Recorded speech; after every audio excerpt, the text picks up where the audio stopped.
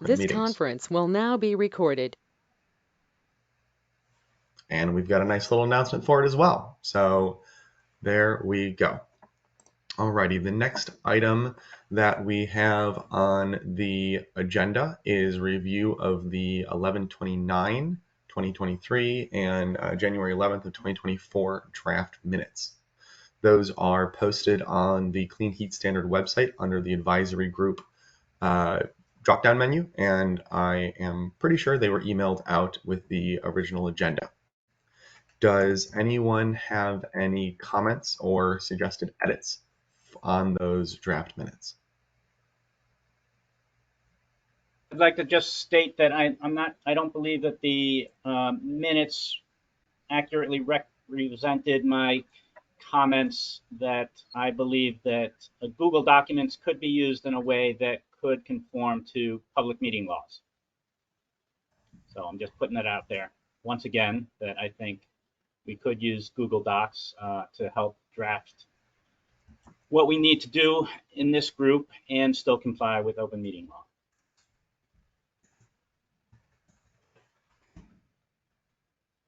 I hear your concern, Pike, that Google Minutes or Google Docs may be able to be used. Are you interested in changing the way your comments were characterized in the minute, or is your concern more so the conclusion that it isn't appropriate to use them? Well, I'm not sure that the minutes captured that sentiment. And maybe they did and I missed it when I was reviewing them, but I don't think that idea is captured there. And as long as the minutes today capture that sentiment, I don't necessarily need the previous minutes to be changed. Okay. Tracy, who is taking notes for this meeting, if you could make a point to capture Pike's belief that Google Docs could be used for the purpose of joint drafting, then we will make sure that is accurately represented in the minutes for this upcoming meeting. And if that does satisfy your desire, Pike, I will ask if anyone else has any other suggested changes.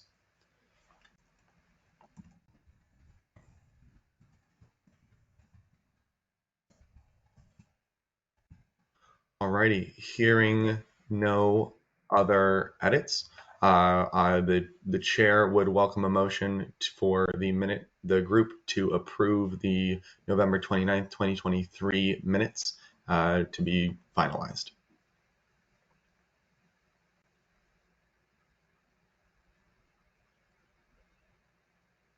I'll move.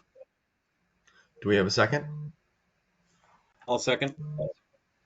Alrighty, moved by John and seconded by Ben. The motion on the table is to approve the draft minutes from 11/29/23. Is there any discussion on the point? Hearing no discussion on the point, all those in favor, please raise your hand either using the GoToMeeting function or on camera. Alrighty, all those opposed? In the opinion of the presiding officer, the ayes have it. The chair would look favorably on a motion to approve the 1/11/24 draft minutes.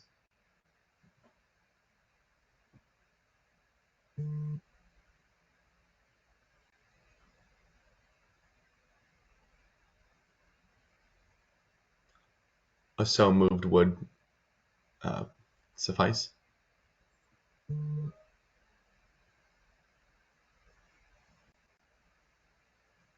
Move to accept the motion has been made. Do we have a second? I'll second. Alrighty, moved by John, seconded by Christopher. Any discussion on the point? Hearing no discussion, all those in favor, please raise your hand using the function or on camera. Thank you. All opposed? In the opinion of the presiding officer, the ayes have it, and the 1/11/24 draft minutes are in fact finalized. Alrighty, moving on to the next agenda item, commission update on Clean Heat Standard work. So I'm going to go through basically what has happened in the Clean Heat Standard design process since this group's last meeting. TAG has met twice since this group last met. In their most recent meeting, they finalized their leadership structure. They acted on a meeting facilitator, and we'll talk about that a little bit more in a minute. They acted on creating a standing schedule for their meetings. They asked the PUC for a credit ownership structure straw proposal. And I'll take a minute to say that this, I believe, is what Pike was mentioning earlier. The legislation the law requires the commission to consult the technical advisory group on credit ownership structure. It is something that we would also be interested in having the equity advisory group's feedback on. The TAG asked the PUC for basically a straw proposal for them to consider and comment on, and it is something that the commission is working on.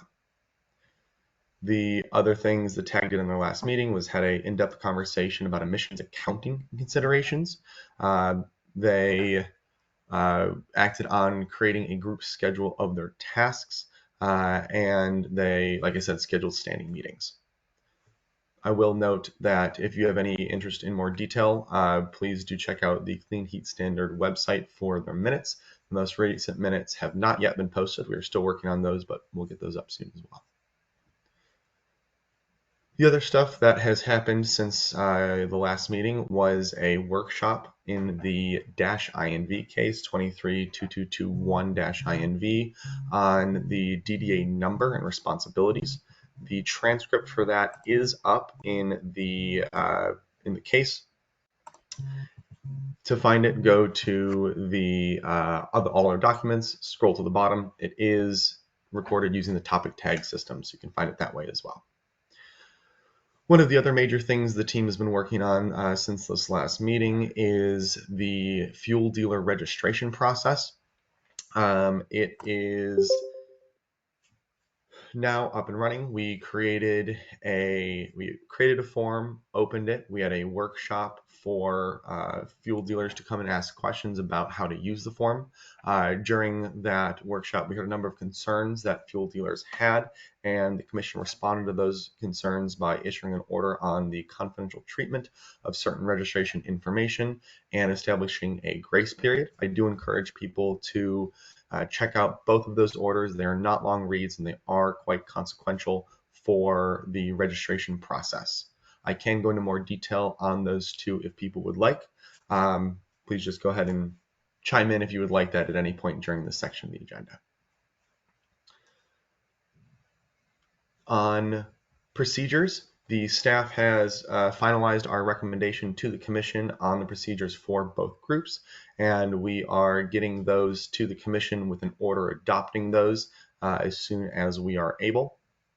Our intent, and I do believe we'll be able to execute on this, is to have those procedures adopted by the commission before either group's next meeting. Then on consultants, which I know has been a closely watched topic. First, our public engagement facilitator started at the end of last week.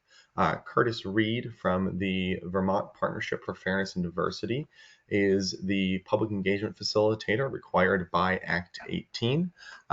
We had our staff had the first meeting with the facilitator on Friday, and we will be working with him and his organization to schedule out all of the statutorily required tasks of the public engagement facilitator and understand how he can plug into the work that the commission staff, the commission as a whole, and this group is doing.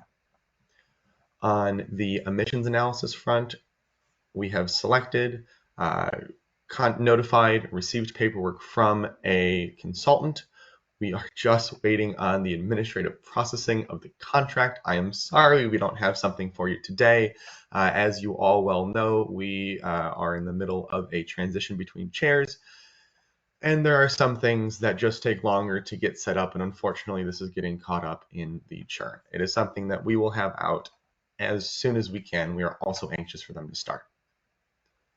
Mr. Porter?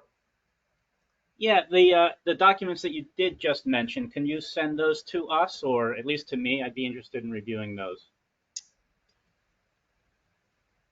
The documents from the registration or the Vermont, the public engagement contractors RFP? Yes, correct. Second one. Second one, okay.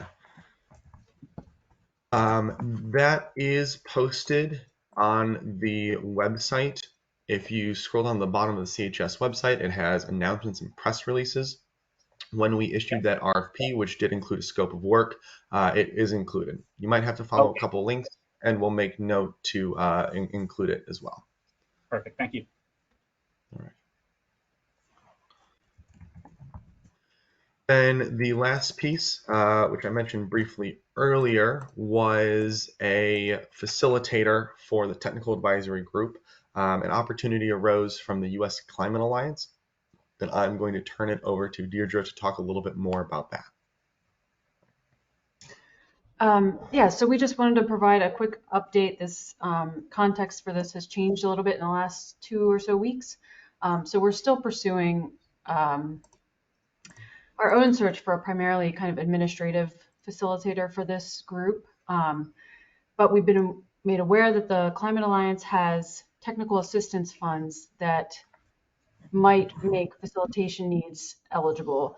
Definitely for the TAG and maybe for the equity advisory group. So we're waiting to hear back on eligibility for this group to have a facilitator. But the TAG formally voted to have the PUC pursue this opportunity with this particular contractor. So we wanted to bring this opportunity for this group to consider as well, if that was something that this group wanted to formally ask the PUC to pursue and apply for those funds on behalf of the equity advisory group.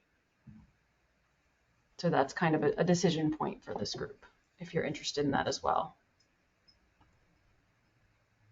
I believe Dominic's been doing a fairly great job so far, but if we can't count on him in the future, I would, yes, ask for money for a facilitator. My understanding, and Deirdre, please feel free to clarify, is that a facilitator from the Climate Alliance would focus more so on the meetings themselves and making sure everybody's voices are heard, that things are efficiently considered and dispensed of. The function that I am serving outside of presiding over today's meeting is more administrative, and the PUC is still pursuing a third-party entity to do things such as record minutes and post scheduling, things of that nature.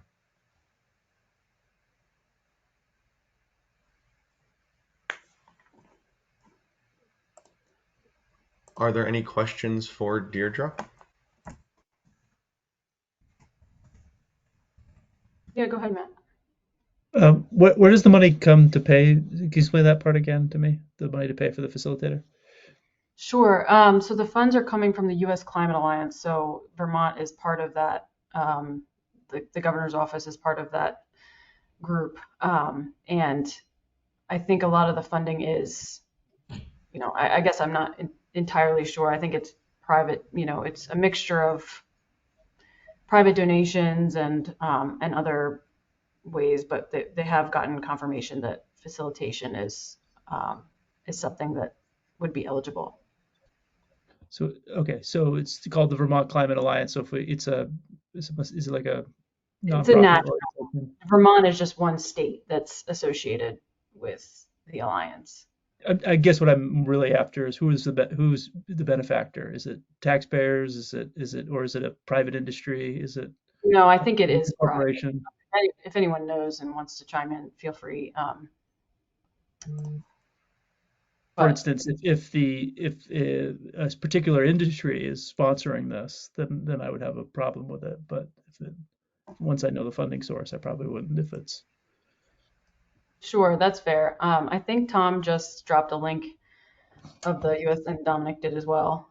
If you want to kind of take a closer look, and we can revisit this later on in the agenda, if that would be better. Yeah, the name sounds benign enough, but if it's this giant industry that's supporting this, propping this up, then I would fear that there'd be bias. Understood.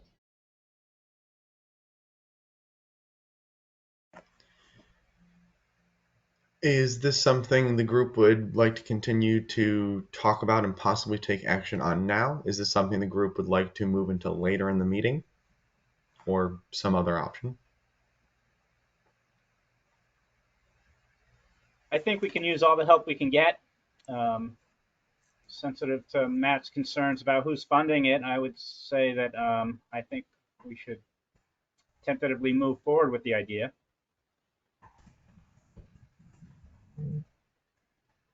I agree with that.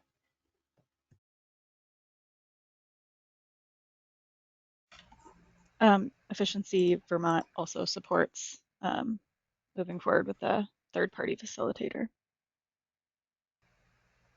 And the CVCLA does as well.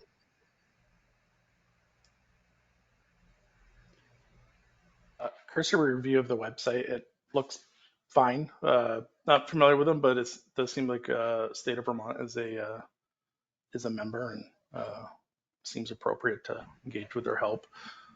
One of their policy priorities is just transition and equity. That seems to be in alignment with the goals of this group.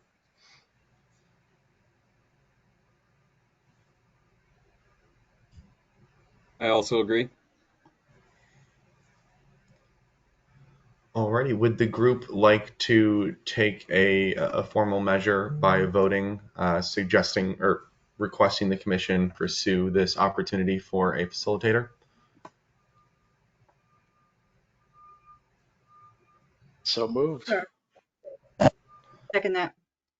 Alrighty, we've got a motion from Christopher and a second from Jen for the Equity Advisory Group to request the commission to pursue a facilitator for the group through the U.S. Climate Alliance as described. All those in favor, please, sorry, if there's any further discussion, now is the time.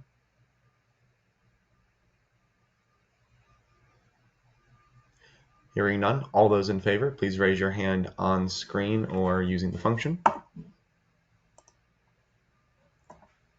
Alrighty, all opposed, please do the same.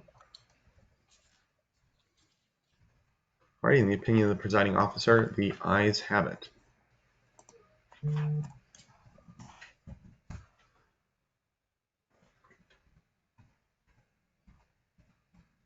Alrighty, the next point on our agenda is officers and roles. Picking up from our conversation last meeting, the draft procedures expect a chair and vice chair. The role of the chair would primarily be to preside over this meeting, basically act of what I'm doing now with the support of support staff. They would also be primarily in charge of receiving suggestions for the agenda and working with the vice chair to compile that agenda and share it with group members. The vice chair's primary responsibility would be serving in presiding over the group if the chair was absent, reviewing the minutes, being the first to review the minutes and bring any possible changes to the group for consideration, and helping distribute the agenda. There was some discussion at the last meeting at a rotating chair. We feel that this is generally not the best way to move forward. We're concerned that it would breed some inefficiencies as people are coming in and out, point of contacts move, email chains get lost in the shuffle. So we wanted to let you know that a rotating chair does not seem like the most viable option for moving forward. I'm just going to open the floor to discussions, things to consider, feelings group members have, and possibly nominations for either the chair or vice chair. Deirdre has helpfully dropped the responsibilities of officers in the chat.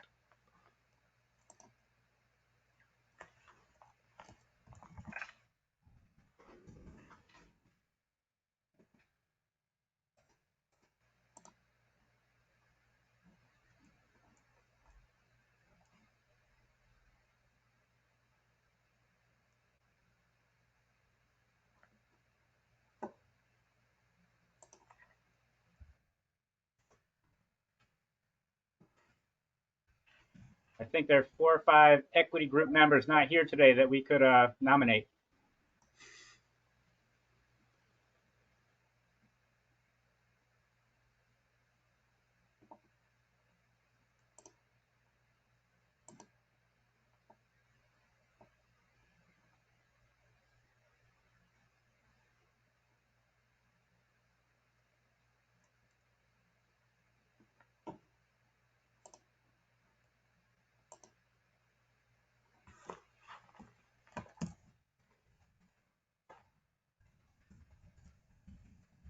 this an item we could move to later in the agenda when the other members are available? Just We there's a could do small that. group. Mhm. If the group was interested in doing that, the quickest way would be a motion second and quick vote. I just have maybe a question, maybe open up for discussion. How will a chair and vice chair make these meetings more efficient, more effective than, say, the last 3 meetings that we've had? What is the actual benefit of having a chair and vice chair?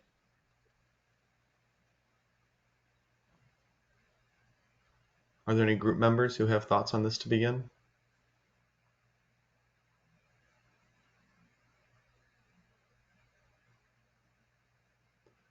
Emily?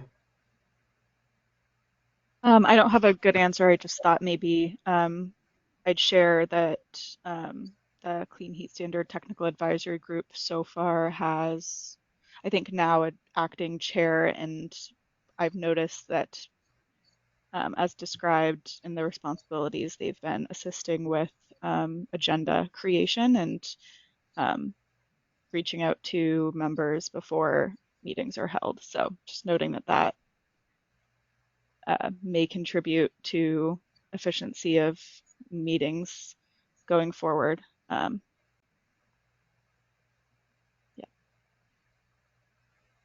Absolutely. Thank you for contributing. I will add to that to say we at the commission are very excited to have the Equity Advisory Group as a outside and independent look at the work we're doing. We obviously value equity, but we are not the experts in it. This group is, and we want to make sure that this group has every tool and ability to put forward what you all need. And we do believe having a leadership structure of group members helps achieve those ends. To Emily's point, having a group member who is able to narrow in and focus the group, especially on substantive matters that the commission staff may not have expertise in my opinion, has made substantive discussions move more smoothly.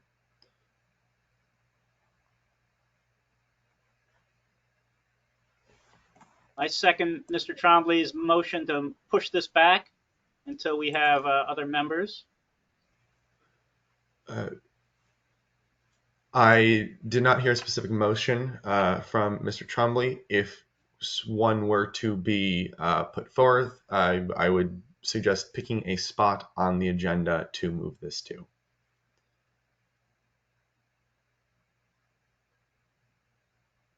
Not knowing when they'll be here, perhaps for the opportunity for public comment.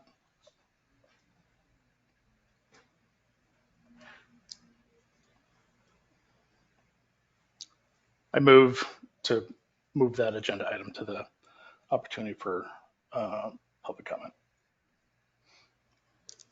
Okay, we have a motion on the floor to move the officers and roles agenda item to before public opportunity for comment on the agenda. Is there a second?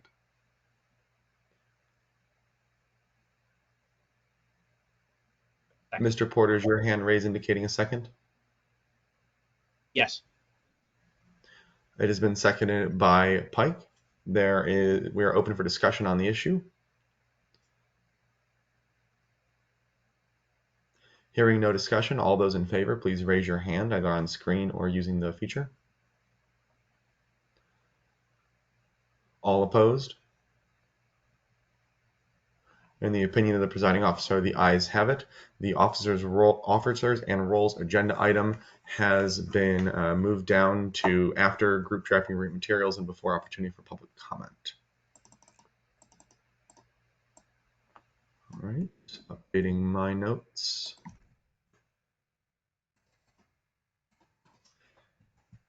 Great. The next item we have up is funding streams. So this is obviously a continuation of the conversation that this group had last meeting.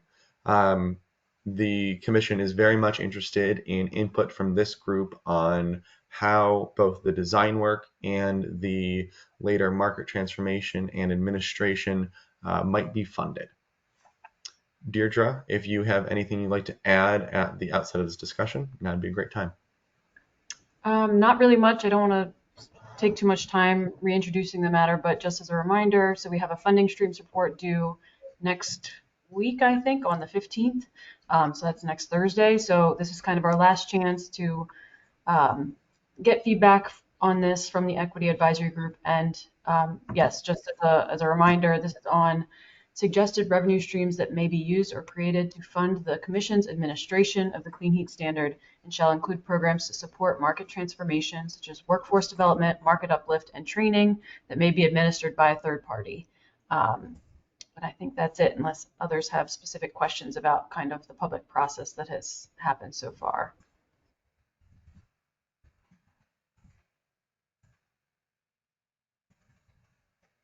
Jumping ahead on the agenda and trying to combine these, could we hear maybe how member organizations fund their programs?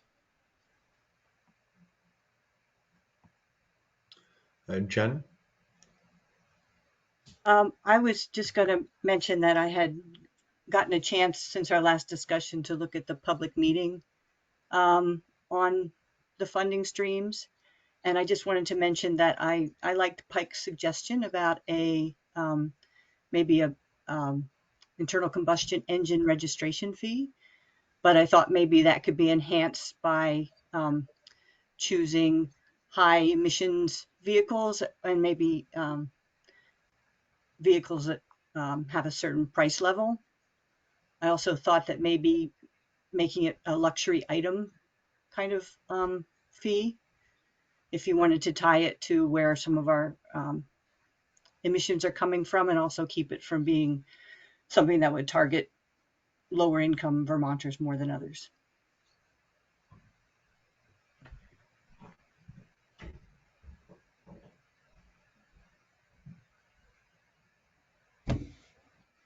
Matt? So just to clarify, we can't design fees. That's all done. The PUC can't design fees. All we can do is advise the legislature on what taxes or fees to pass to fund this, or suggest, which is my suggestion, that the legislature determine if they want to fund this process, that they do so through the general fund. That's my comment. Thank you.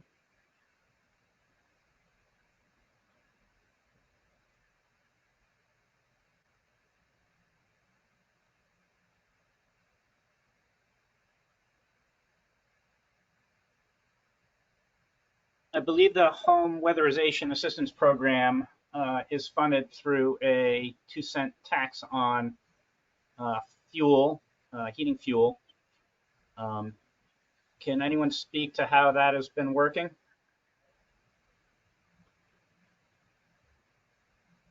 Sure, you're right. 2 cents on a gallon of heating oil, dyed diesel, kerosene, and propane goes into the low-income weatherization fund. And Jeff Wilcox, if he's on the phone. Jeff? No, Jeff. His organization or his agency accepts the money and spends it. But this is about designing our equity work. The legislature should understand that if they want to fund this, that they have to come up with, they're the ones that have to come up with the funds on how to spend it. We're not here to advise the PUC on how to come up with the funds. We're here to advise the legislature on how they should. This is any fee on fuel or transport is a regressive tax. And if they want to fund this process, they should do it through the general fund. That's my position. I think of, and Emily, you can speak to this, but one way that Efficiency Vermont is funded is through a fee on electric bills. So there have been situations where there have been fees that have been related to clean energy transition work.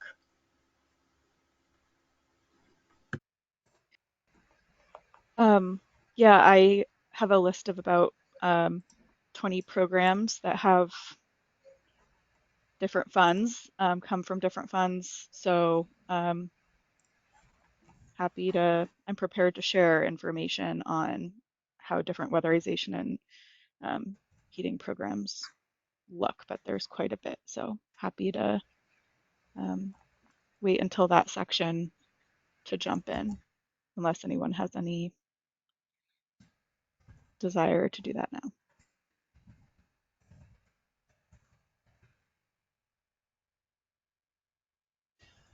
I agree with Matt that just a blanket fuel tax or any blanket kind of tax without any provision for income sensitivity is a regressive tax, and something I too would oppose.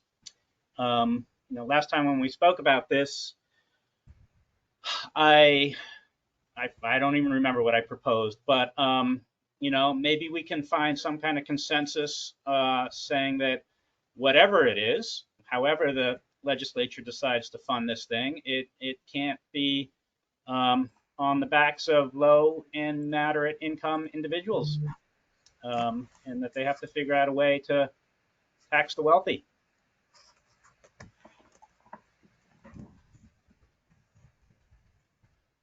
Yeah, I would agree with that. I also wonder if there's a way too, if you did have a fee, that it could have a prebate or something where you would be able to opt out if you were of a certain income level, so that you protected those that pay the most through energy burden, but still were able to have a fee for those that have a moderate or higher income.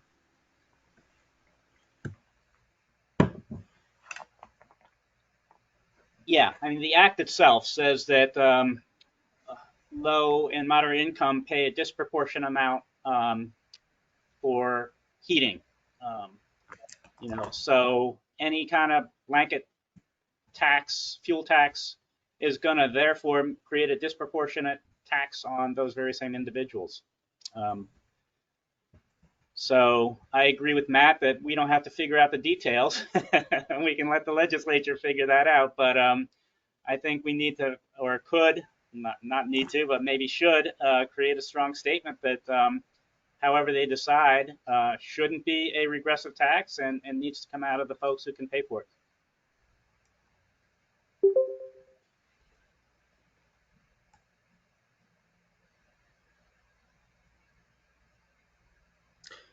Mia, great to have you here. The group is currently discussing funding streams and what might appropriate recommendation to the PUC to recommend to the legislature would be. I will again drop the charge that PUC has in the chat.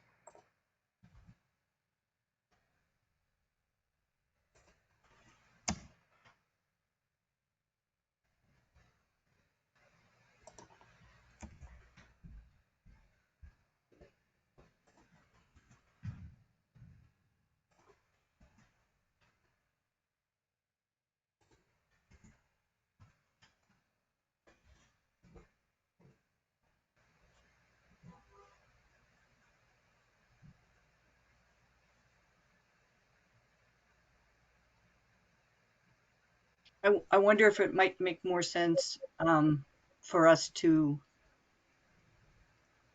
comment after a funding stream is suggested, as opposed to having broader ideas about equity, actually being able to weigh in on whether something that's proposed is equitable.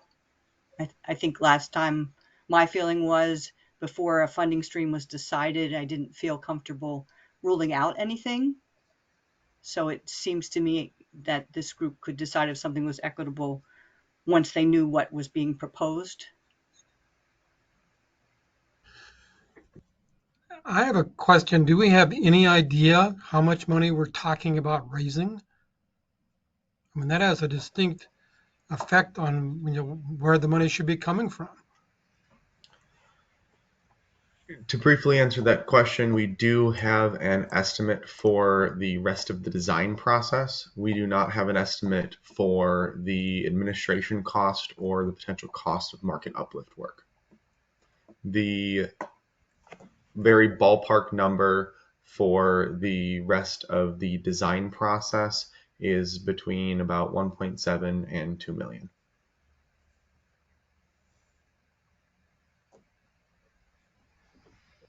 given that the legislature has to go back and vote for whatever the tag and this group comes up with and the PUC comes up with, I don't think it makes sense to, I think any monies in the short term should just come out of the general fund.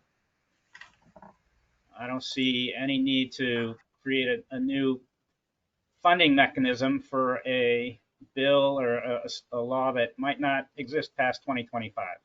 Yeah, I agree. The thing that bothers me, I mean, it's like asking me to put together a budget before I know what I'm spending it on.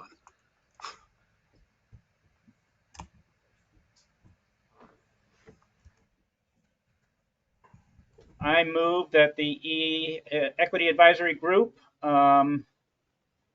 recommend to the legislature that any monies needed through 2025 come from the general fund. I will second that. Alrighty, the motion by Pike and seconded by John is that the Equity Advisory Group advise the PUC to recommend to the legislator that any money needed through 2025 should come from the general fund.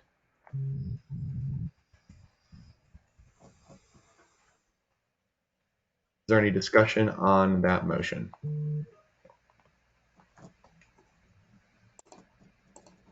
I picked 2025 because I don't have the dates right in front of me, but I'm thinking, whatever date is this goes back before the legislature. So if we want to be more specific and someone can find that date, go for it. And just to clarify, Pike, do you mean the state fiscal year 2025 or the calendar year 2025? The state fiscal year 2025 will go through, and please correct me if I'm wrong. You don't even have to explain because that question is over my head and beyond my abilities to answer. I don't know how one would be more effective than the other. So I'm not going there. When do we get to the point to where they do something with the information that they've put together? I guess is there a specific date when that's supposed to be happening? John, you're asking about when the report is going in or when the legislature may act on the entire program? When may the legislature act on the entire program? Current timeline has the PUC delivering the design to the legislature by January 15th of 2025. And then our expectation is they would act in that legislative session which, if I'm correct, ends in May of 2025, which is in the fiscal year 2025. Tom, is that correct? Correct. And I guess for clarification, I think we should be looking at the end of the state's fiscal year 2025.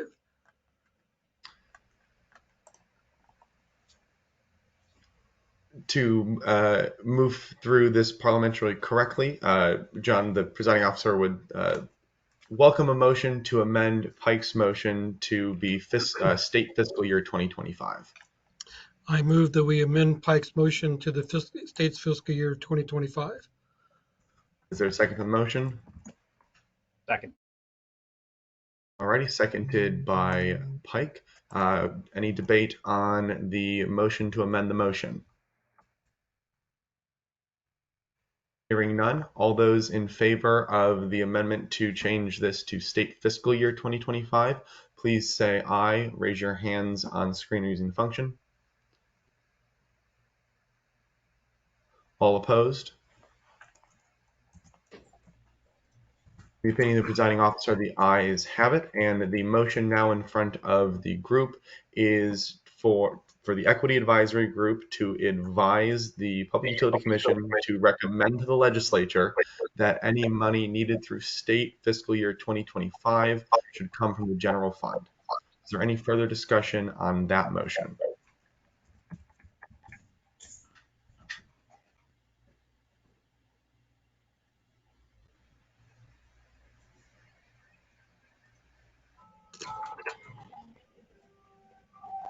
Hearing none, all those in favor of the motion, please raise your hand on screen or using the function.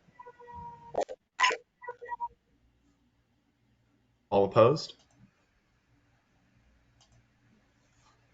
In the opinion of the presiding officer, the ayes have it. Mia, I will let you know we're getting a little bit of outside noise through your mic.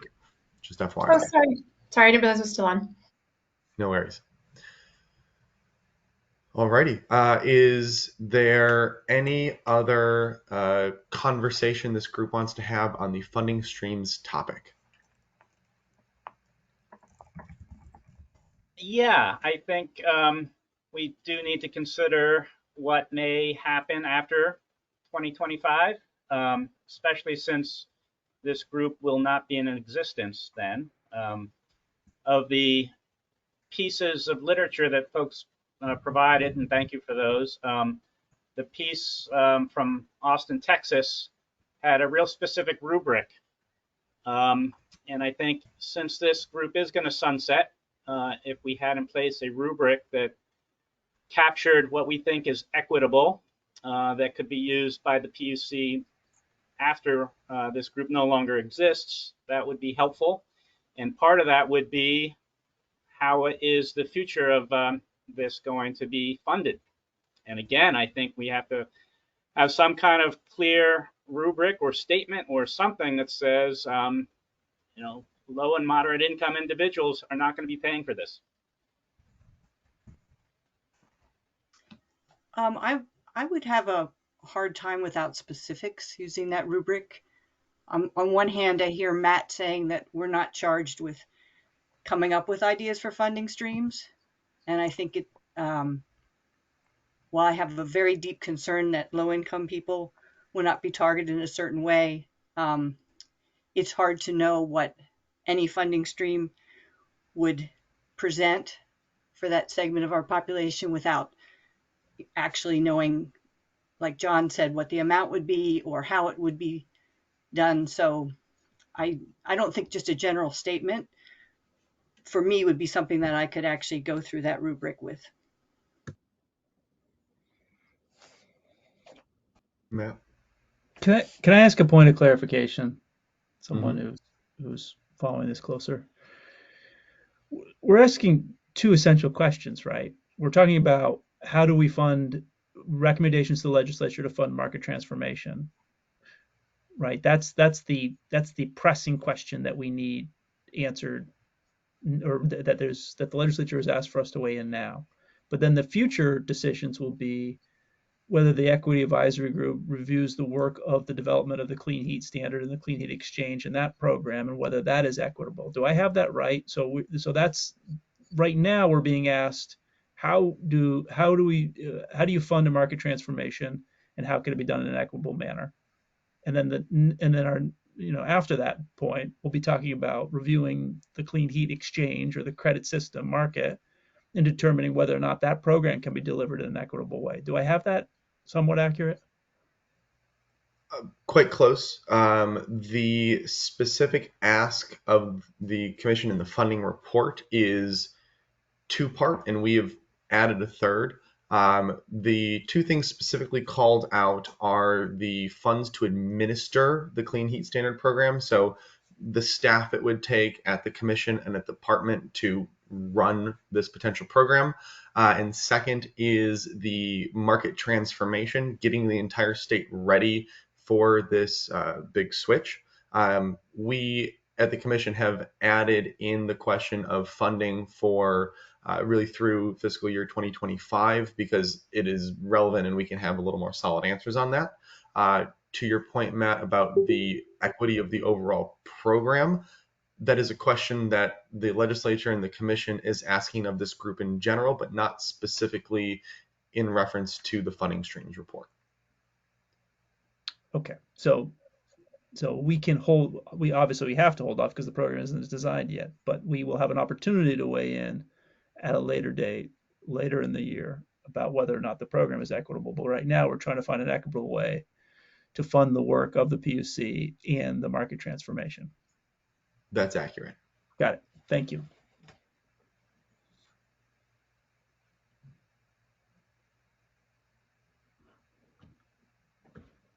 The original EAN white paper that became S5 and then the Clean Heat Standard suggests a small fuel charge to fund the program.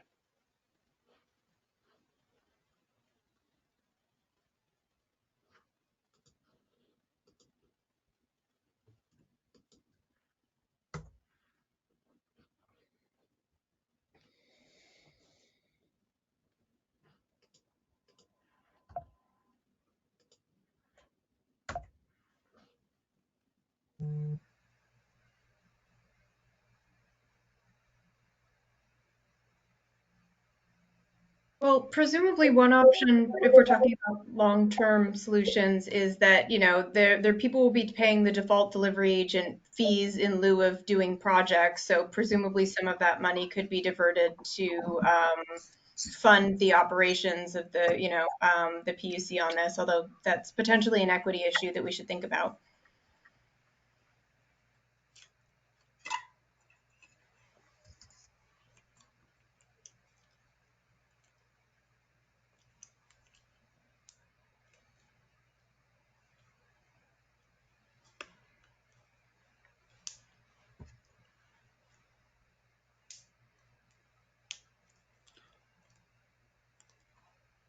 Would this be a good time to open to public comment and hear what other folks have to say? I think that would be a great idea. Does any group member disagree with opening the floor up to public comment at this moment?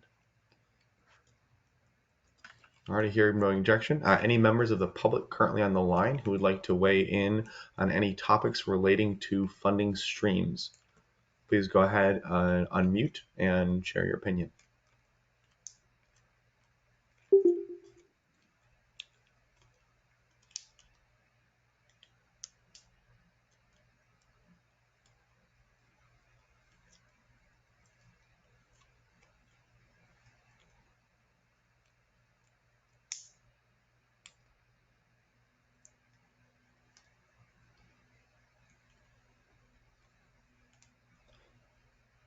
Not hearing it at the moment. We'll leave this public comment period open. I want to bring it back to the group members if there's any other conversation.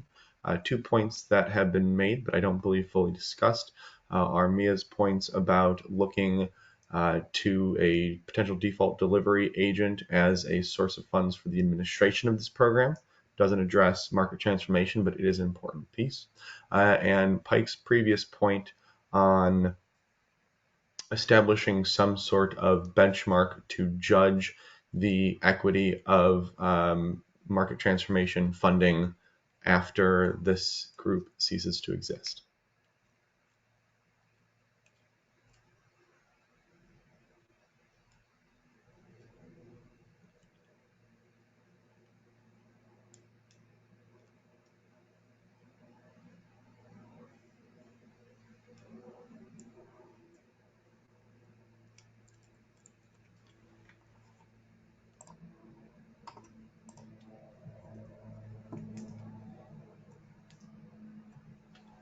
I guess as far as something after we cease to exist, I feel like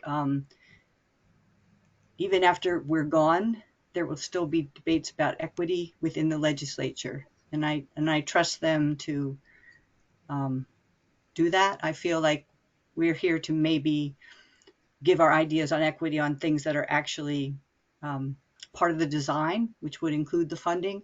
And at this point, I don't think we're aware of what that is or that it's been fully discussed. So I just personally would be hesitant to lay out a blanket idea without knowing more of the specifics.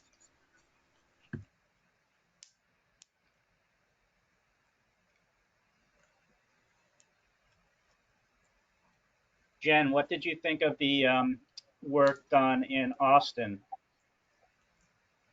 I like that. I could see how that could be really appropriate, but again, it was so specific that it felt like it would be a good way to look at something that was proposed and planned as opposed to in the abstract. So I think that's our issue here, to look at something after we're gone that hasn't been designed while we're together is where I think it would be difficult for me to use that rubric. But that is one that I really liked and I thought could be part of some of our other discussions.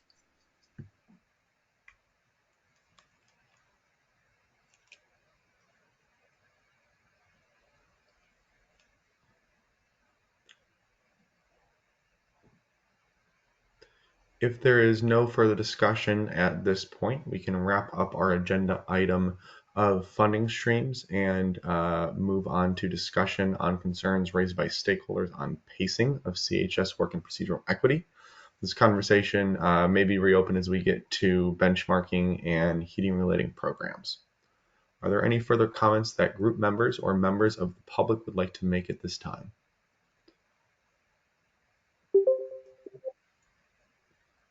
Alrighty, hearing none, we will move to discussion on concerns raised by stakeholders on pacing of CHS work and procedural equity.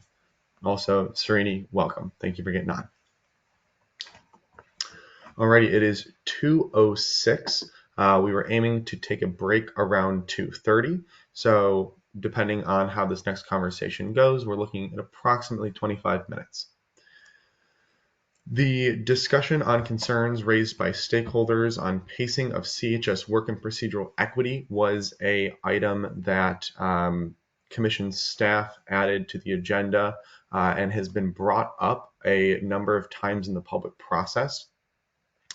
At the last Equity Advisory Group meeting, a member said, and I'm forgetting who at the moment, that the schedule as necessitated by the current deadlines raises serious concerns about procedural inequity.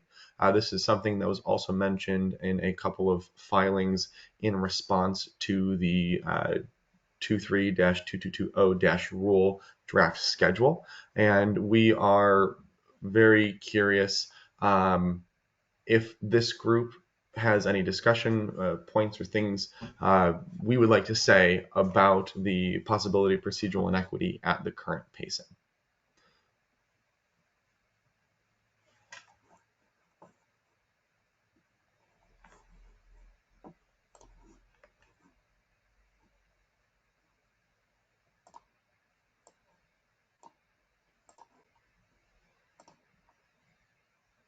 I think it's certainly a risk if the technical advisory committee makes, substantially faster progress than us. We're going to fall behind in being able to sort of proactively weigh in on equity issues. So I think that's a serious concern.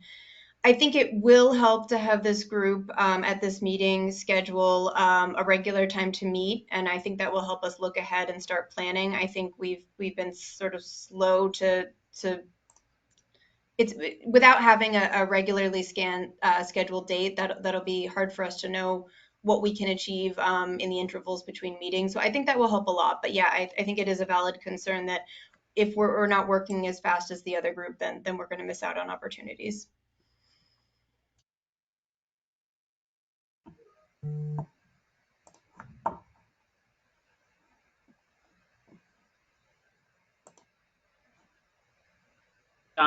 Dominic, can you be more specific about who you mean by stakeholders? Yes, I am actually pulling up the documents right now. I know that VEIC and EBT commented that the current timelines and the suggested timetable, even with the staff that they have, they found it challenging to work and get proper input on those timetables. If Emily has any clarification on that, we welcome that input. I believe the department also noted their challenges with keeping up with that pace. Emily, I see you tune in if you have something to add. If not, Pike, let me find the exact comments that I was referring to. Thanks. At this time, I have nothing to add to Efficiency Vermont's comments regarding the pacing of the work so far. I think that, yeah, just to reiterate, our comments generally shared that we felt the pace felt really fast paced, and we'd be able to participate, I think, more fully and more detailed if there was more time for comments. But nothing else to add to our comments that we shared, as well as I believe some workshop time discussing that.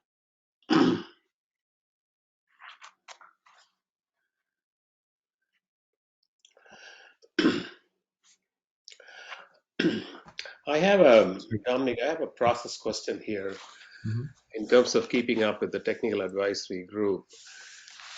Is there any consideration for at least getting alignment on the core elements or the core principles of the clean heat standard um, with the between the technical group and the equity advisory group before we dive into a lot of details?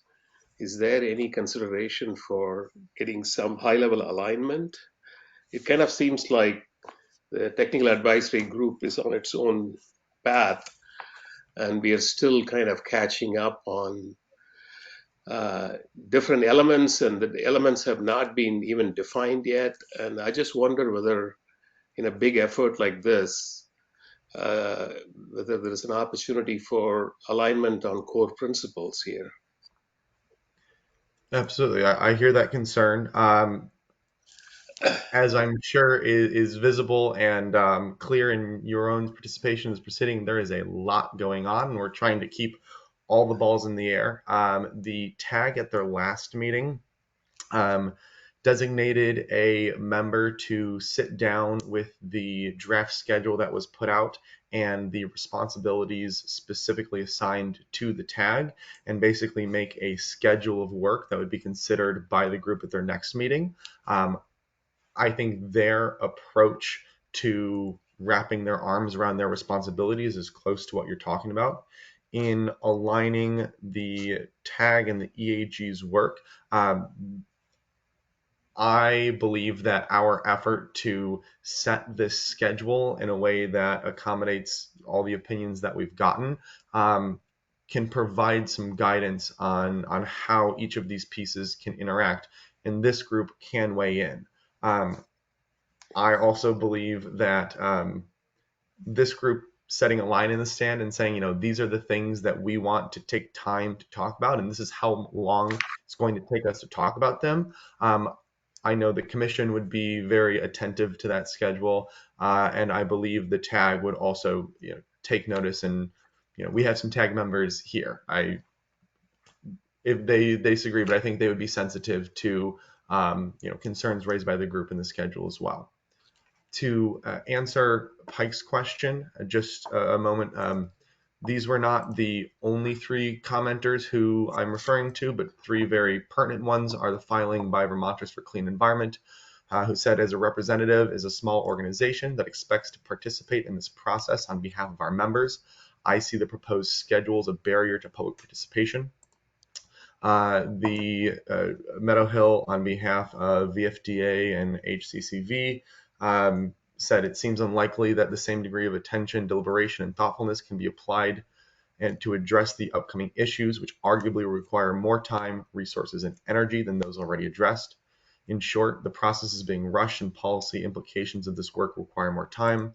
And lastly, the Department of Public Service very notably said, the department suggests the commission consider asking the legislature for an amendment that would allow more time for a deliberative process to design this transformation policy in Vermont.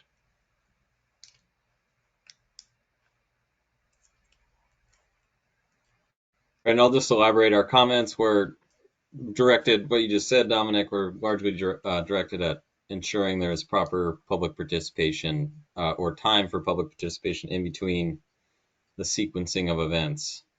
And so, we think that aligning the TAG goals and the EAG, basically making sure that the TAG and EAG are kind of working together to allow public participation in between, each of their iterative steps. And we see that the schedule as it is now is condensed in a way that doesn't really allow for, we think, enough opportunity for public participation. So that's the kind of the context around those comments. Appreciate it. Matt, if you'd like to go ahead. Yeah, so those are comments that I wrote on behalf of heating, cooling contractors and the fuel dealers. And for those that think, well, this is the box that we put in because the legislation says this, I would say to you, no. The Senate Natural Resources and Energy Committee is taking up a clean heat bill, which would change deadlines that they instituted in the statute last year. So if the technical advisory group or the equity advisory group feels that there's something in the law that just makes this unworkable, we have a great opportunity to advocate on behalf of our mission in front of the Senate Natural Resources Committee and ask them to make an adjustment if we think that the work that they've assigned us in Act 18 of 2023 is untenable and unworkable in 2024.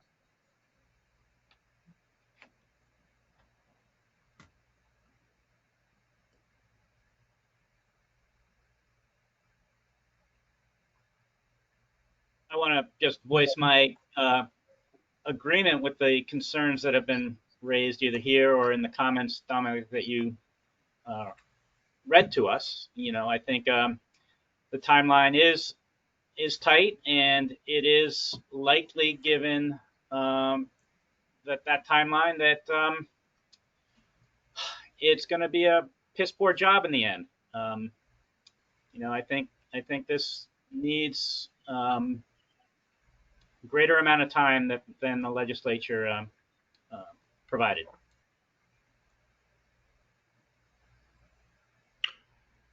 Hearing Matt and Pike's comment, as well as Ben's elaboration on the department's previous comments that do recommend seeking a change from the legislature, if this group agreed, and I think more discussion should absolutely be had, I don't want to speak for the commission, but I believe a statement from this group, the equity advisory group, who is charged with looking at things like procedural equity for this process, would be a weighty contribution to this conversation, and hopefully something the legislature would take seriously.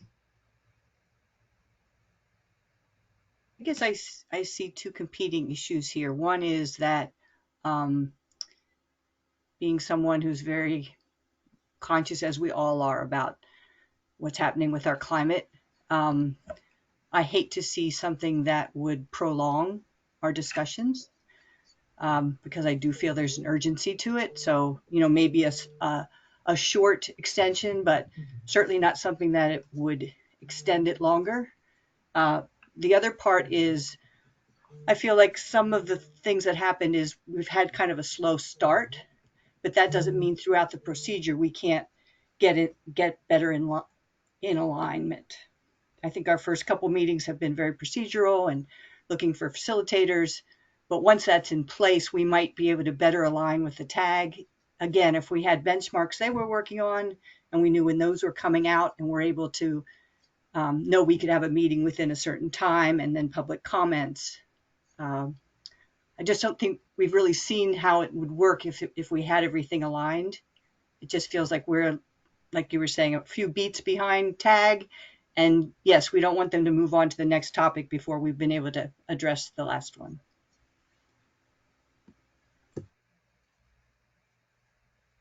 To emphasize something that Matt suggested, you know, I hear a lot of comments saying that we kind of have to wait for this or that.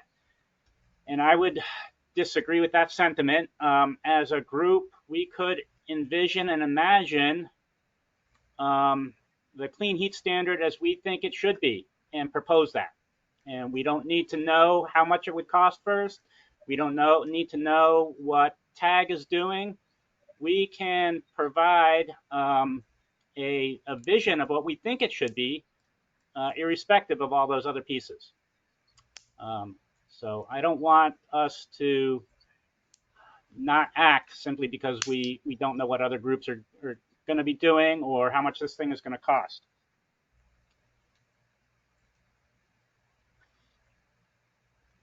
I agree with Jen. I don't think we've made the kind of effort as a group in, you know, dealing with some of these issues that would say that, you know, I don't think we can straight-facedly say, like, there's no way to accomplish this when we haven't really even begun the substantive work on tackling this problem or have a schedule planned for how to achieve these goals. So I would like to see us dealing with the issues more. And I think there's a real risk, like we could go to the legislature and say, you know, let's push this off. We can't possibly do it. well, what happens if the legislature says, no, we're going to implement it anyways? I don't want to waste our energy. I think there's an option to ask to push the date out if it turns out that this is impossible to achieve. But I worry that we're not putting our energy into dealing with the issues we have in front of us, and we could miss the boat in that respect if this is going to happen on the plan schedule anyways. So Dominic, maybe I can add more color to what I said earlier. I'm not sure whether the document that was shared as background material was already discussed or not. The first document, which is like the 80 pages, talks about 4 pillars of equity for consideration for any program like climate change or climate action or energy related programs. So there is that fundamental process that needs to be, the awareness needs to be higher around that type of process for people who are designing the standard, for everyone that is involved. That should be like a fundamental starting point. Having said that, like the document I found for Massachusetts Clean Heat Standard, that in a very simple way illustrates some technical elements of a clean heat standard program and how that would work. And I'm not able to put my arms around something equivalent to that for the effort that has been started in Vermont. We are still at a very conceptual level. That's where I made my earlier comments about, is there an opportunity to get aligned on some core principles around this?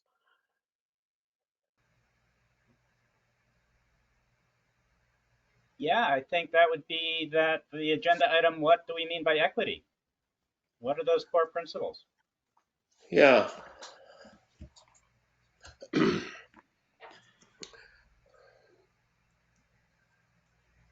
One of the things you mentioned, Srini, I'd be curious, the other group members' opinion on this is part of equitably designing a program, and I believe this was talked about by this group in a previous meeting, is making sure that all of the affected parties have the ability to participate in decision making. And in my mind, that's encapsulated in the term procedural equity. In our current situation, is this design process able to achieve procedural equity?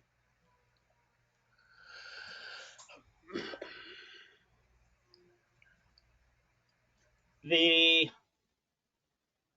EPUC website, I think, is cumbersome, laborious entity. I don't even know what to call it. But I think it is definitely a barrier to folks who may want to comment or make some kind of public input. So I think from a procedural equity point, we might want to consider additional ways to have folks get information to us and to the PUC. I guess I'd add to that, as far as other ways for the public to participate, I'm wondering if now that there's a public facilitator hired, whether the schedule that they will come up with will be shared with us as well. I'm not sure what the opportunities are going to be, but I had thought there would be several like upfront public meetings, and I'm not sure if those occurred. I feel like maybe we're waiting until we had this facilitator. So to your point, Pike, I agree. I think many ways of having people share their opinion, but also knowing when to share it so that we can hear it before we make decisions on either TAG or the equity group. I don't want to inhibit any discussion, but just to answer your direct question, Jen, the statute requires, I believe, 6 explicit opportunities for public input supported by language assistance services.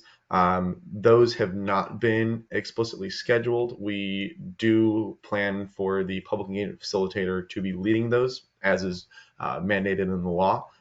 So those are some other options. I don't know if that fully ameliorates the concerns expressed by Pike or that I outlined about procedural equity a minute ago. That is one of the things that is ongoing. I will make mention, just while I'm speaking, you may notice in the draft schedule, things are wrapping up in the beginning of September. We are all saying January of 2025, which is when it is due to the legislature, but the PUC is also required to go through some economic modeling and some explicit state rulemaking processes that we anticipate that will take, usually they take much longer. We are hoping we will be able to achieve them in approximately a quarter. So when we are looking at the public process surrounding it, the individual pieces need to be wrapped by September, and there will be one last opportunity in October, according to the draft schedule.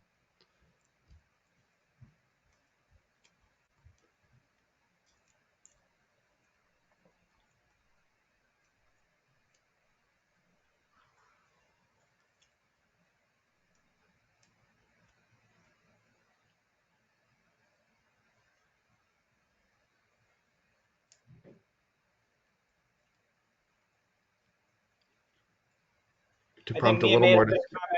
Oh, go ahead. Oh, go ahead, Pike. All you.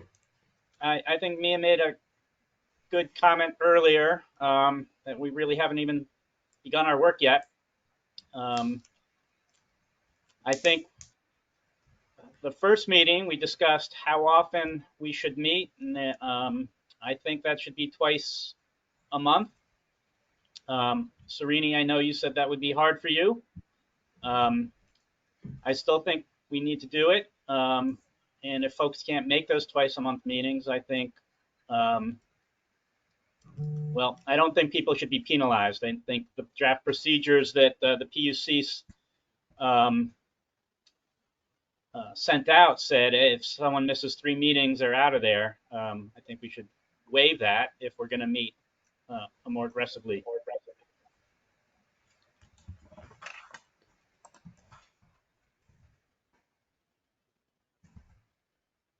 Maybe we could meet twice a month, but have a shorter agenda so that we're maybe using our time more effectively. So meet for 2 hours twice a month. Then I think we can align again with other things that are occurring, but also use our time effectively. I like that idea. I would also support that. I think, if I'm not mistaken, I believe the TAG is also meeting every couple weeks at the moment. But I think, yeah, greater frequency, maybe less length of the meetings would be probably a good idea. It'd be a good check-in with the team, with our group here. And I think seeing each other more regularly will allow for greater, progress on issues. So. But also recognizing that might be difficult for people to fit into their schedule. So I would just argue for a regular time, just because it's if it's more frequent and irregular, it's just going to be hard with scheduling conflicts. And I think someone already mentioned this, but yeah, I think one risk with doing it more often is I think our procedures say that you could be removed for cause if you don't attend a certain number of them, and I think we would want to revisit that if we're meeting more, just because that could present an equity issue if we're asking more without giving little grace for people who might have something in their lives. Absolutely. If I could clarify a couple of things that were said. The first was that part of the procedure. In our final review, we also recognized that as a potential issue, and the current recommendation to the commission removed a specific number and instead reads, members of the equity advisory group may be removed by the commission for cause, which may include poor attendance or unprofessional conduct. If unforeseen circumstances arise that prevent a member from attending a meeting, that member is encouraged to provide advance notice of their absence. The reasons for absence will be taken into consideration if a member has poor attendance. Additionally, to confirm what Ben said about the technical advisory group, they have scheduled their next meeting about 2.5 weeks from now, and then our meeting bi-weekly after that. We do have planned a whole agenda item for setting a standard meeting time, and I want to recognize that we're at about 2:30. Before I suggest that we recess for a moment, I just want to make sure that all the conversation that this group wants to have has been had on discussion on concerns raised by stakeholders on pacing of CHS work and procedural equity, specifically the point made by the department's filing that recommends the PUC go to the legislature and request a extension. Also recognizing comments made by both Mia and Jen that may not exactly align with the department's point. So I do want to make sure this group has plenty of time to consider and weigh in something like asking the legislature for an extension.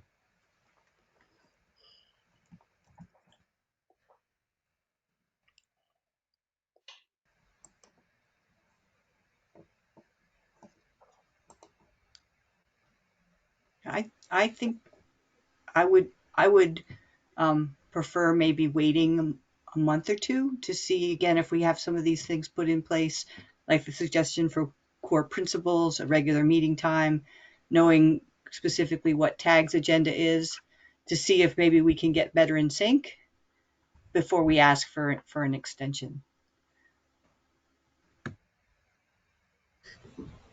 I would agree with that. It seems to me that, once we get cranking, we ought to be able to move more efficiently through these meetings and get into substantive discussions about things more so than we have so far.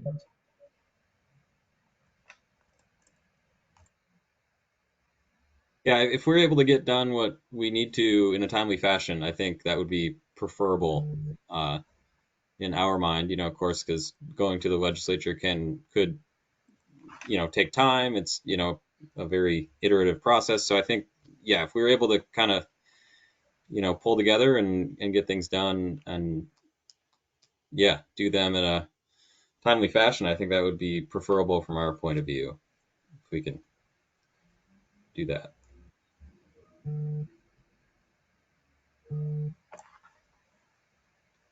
I too would agree with that. Okay. Would the group like to open this topic up for public comment before we recess? Alrighty, any members of the public who are in attendance who would like to comment on the discussion on concerns raised by stakeholders on pacing of CHS work and procedural equity? Dylan Giambattista, please. Yeah, hello there. Dylan Giambattista from VGS Vermont Gas. Just want to note that on this topic of procedural equity, that the legislative intent set forth in Act 18 is pretty clear. It ties to the requirements set out in the Global Warming Solutions Act to achieve emissions reductions. In the case of the law, Act 18, it refers to the 2030 requirement to achieve a 40% reduction, and then the 2050 requirement to achieve an 80% reduction. So the intent of Act 18, the Affordable Heat Act, is to reduce emissions in line starting with that 2030 requirement.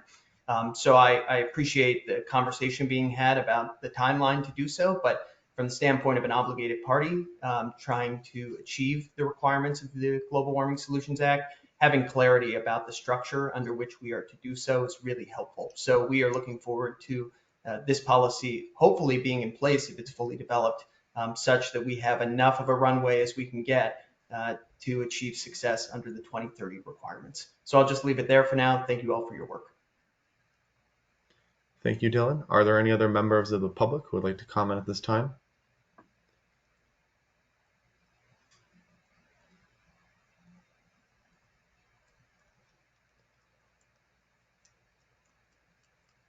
Alrighty, hearing none, the presiding officer would look favorably on a motion to recess for a specified period of time.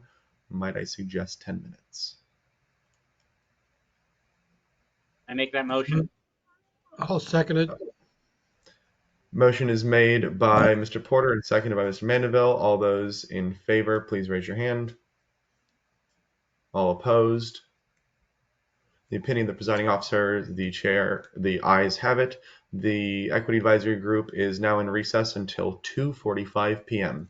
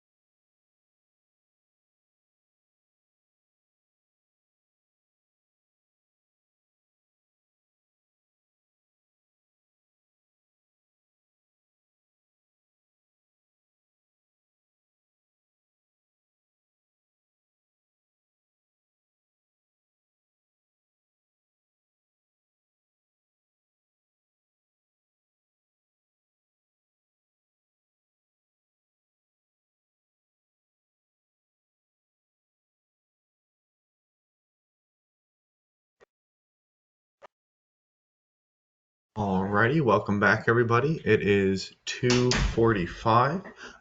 If members of the group could just flip their cameras on, you don't need to leave them on, but just to let me know we've got at least a quorum back. Alrighty, thank you, John, Pike, Emily, Mia, Ben, Jen, and Srini. I believe that means all members are back and ready to go. Wonderful, thank you. Alrighty, the next agenda point we have up is defining equity. Some documents were sent by Emily Roscoe from the ACEEE, and Defining equity is the agenda point. Emily, if you have any interest in starting the discussion, this is also important, as was just discussed by Pike and Srini, on setting some aligning goals and guiding principles. So we'll go ahead and jump in.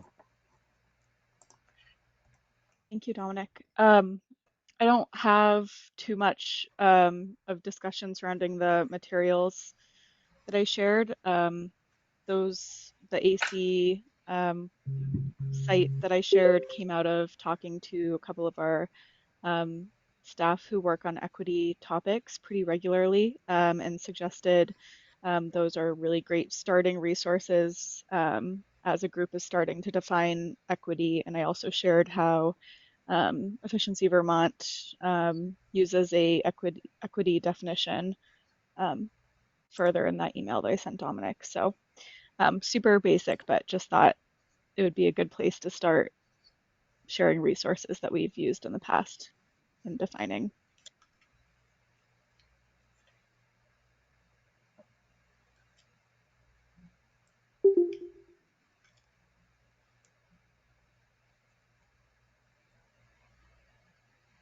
Another good place to start, I think, is the from the literature Srini provided, specifically in our packet from today on page 92, just a Zen bubble diagram of climate change and racial equity with a list of health, affordability, accessibility, just transition, cultural preservation, community capacity, and accountability in the center of those two pieces.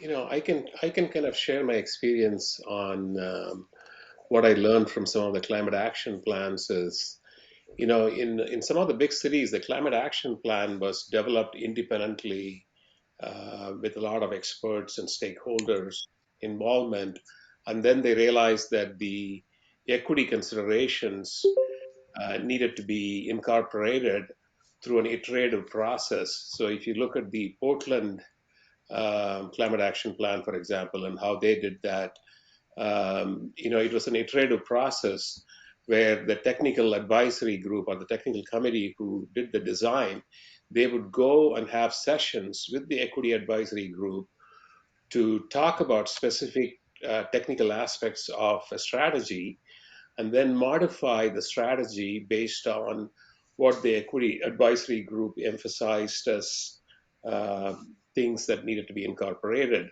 So to me, from a process perspective, that kind of iterative process is required, I think, on, you know, for the equity consideration process, especially around the piece where you have to take into account input from different parts of the community that who represent the you know, economically advantaged or disadvantaged, or in other ways that the community is disadvantaged.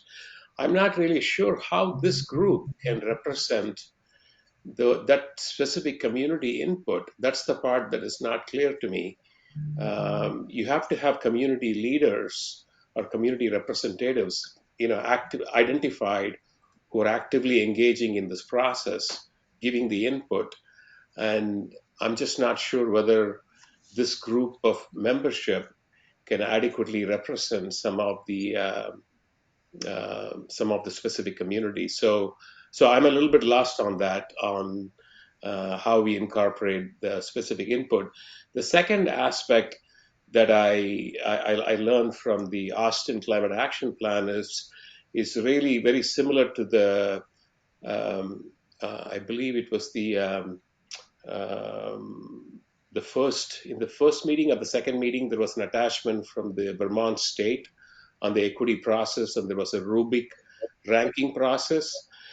So the Austin framework, climate action plan's framework, is very similar to that rubric process, where you go through each of the strategies and make sure that you revise the strategy until you don't get what they call as a negative score of or negative impact.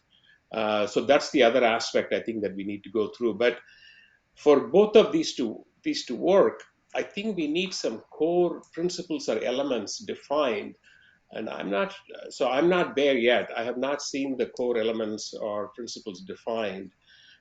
Is the technical advisory group at a place where they can say that these are the top 7 or 8 things that will form the basis of the climate heat standard?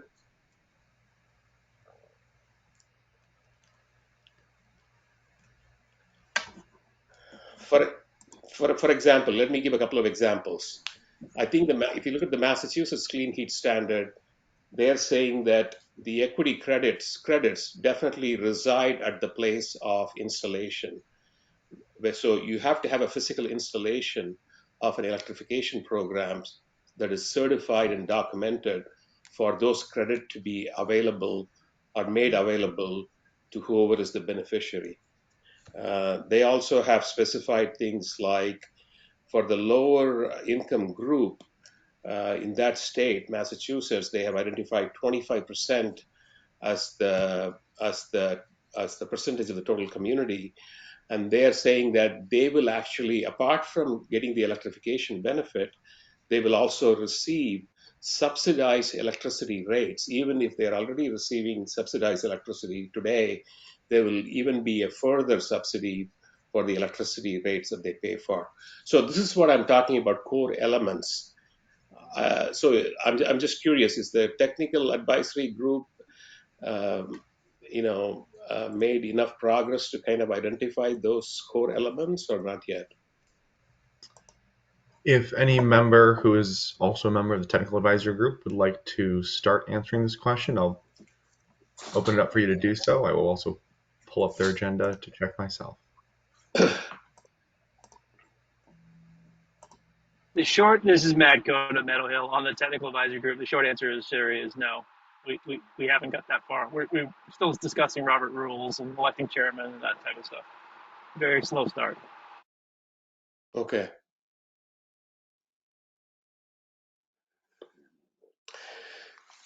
So can I make a suggestion then? If two groups are in early stages of trying to define a framework and the design criteria for this process, is there an opportunity for the two groups to recognize whatever is being designed? There needs to be a fundamental foundation of equity consideration based on some framework we agree on, whether it's the framework that came in the first attachment or any other framework that is available as a benchmark. Is there an opportunity to at least get that level of alignment? From I think, Parker, please go ahead. Sure. I think the Clean Heat Standard itself gives us some framework to work with. So it proscribes, that the eligible measures will be directed towards low and moderate income in certain percentages. There's a section that I wanted to include in our work on the first day that talks about the possible unintended consequences, some of which are included or considered in the other climate justice pieces that you provided, such as health, affordability, accessibility, just transition, etc. So I don't think we have specifics that we can work with, but we can, I think, work with generalities at this point in time. For example, I think we could agree that any eligible measure has to not degrade human health or maybe any health.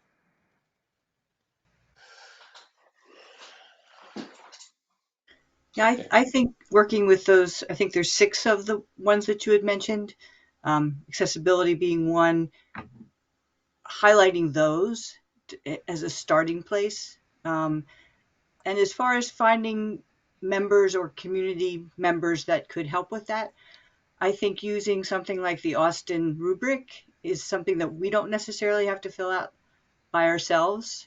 There's a lot of people in my community action agency and other community action agencies that we can go to where they have actually, have had discussions with people about things like this. We've had some workshops with the Office of Racial Equity and Inclusion. So I think there's people that may be more experts that we can team with to complete something like the Austin rubric, starting with those kind of 6 main core elements of equity.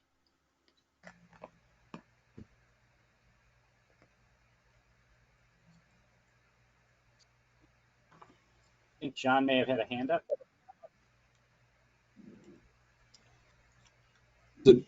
Jen, are you saying kind of identify some groups that might be able to advise us on this, and then send them the rubric to kind of go through and fill out themselves as a participant to our kind of activity, as it were?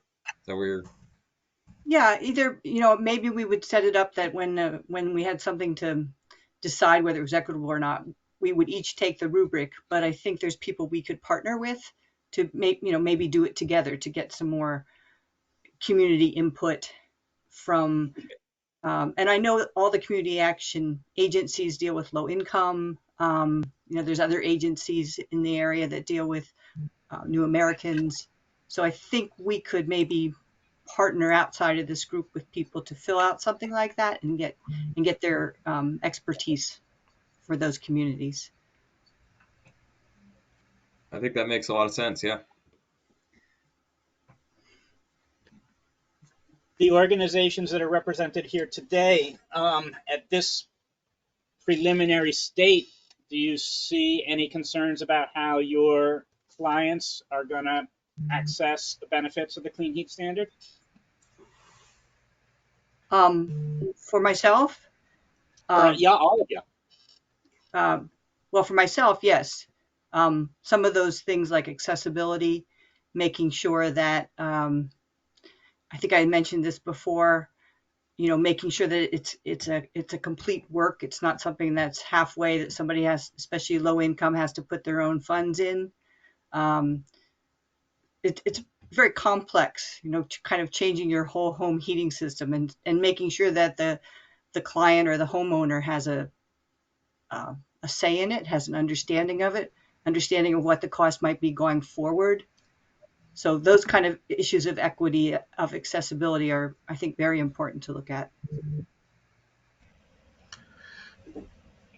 If you're going to define accessibility as affordability, which is in many cases how it is defined, yes, there are severe concerns from all parts. I represent the community of older Vermonters through my membership of the Vermont Association of Area Agencies on Aging and as the executive director for the Central Vermont Council on Aging. And I can tell you that there is huge concern about how this is going to be affordable for people, not just necessarily low income, but on fixed incomes. So it's, it is indeed a huge concern. Yeah.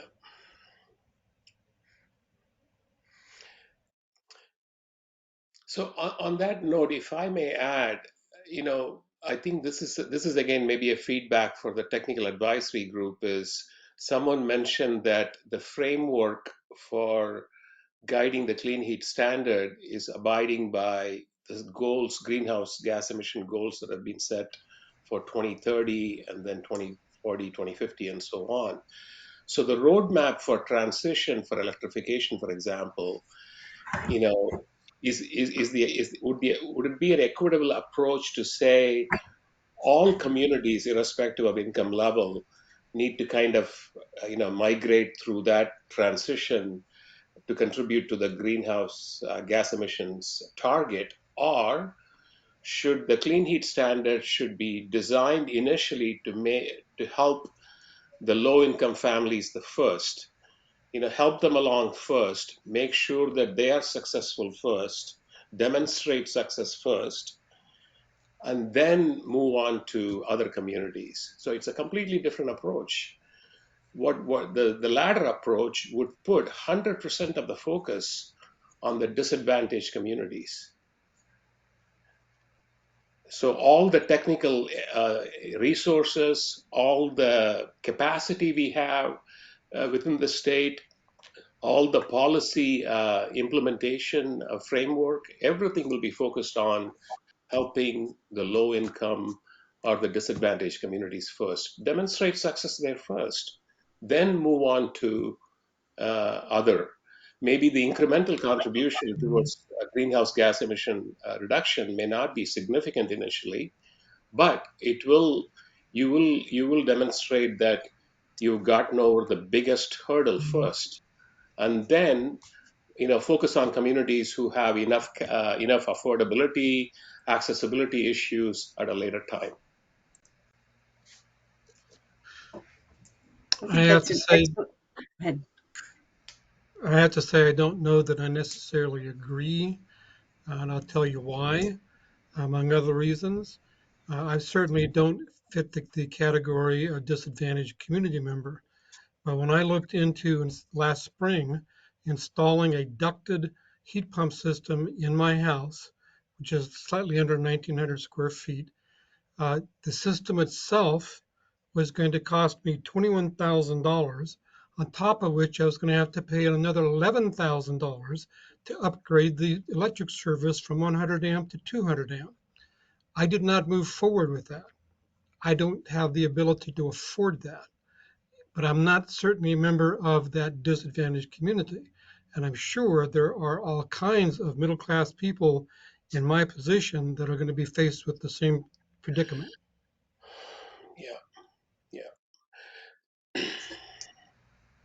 Jen, you had something to say? Yeah, no, I agree with the approach, but maybe not limiting it to disadvantage, but more low income and moderate income. Because I agree, that's what I have seen, that the program that I'm in was using weatherization protocols of 80% of area median income, and that was too low. We had advocated maybe to go 120%, 150%, because you have to make a much higher income, again, to be able to afford those things. So helping both low income and moderate, maybe before people of higher income that could maybe do it without other help, would be a good approach. I guess in principle, the point I was trying to make was that the approach could be very, very different if the policy applies to across all communities in Vermont versus specific communities in Vermont.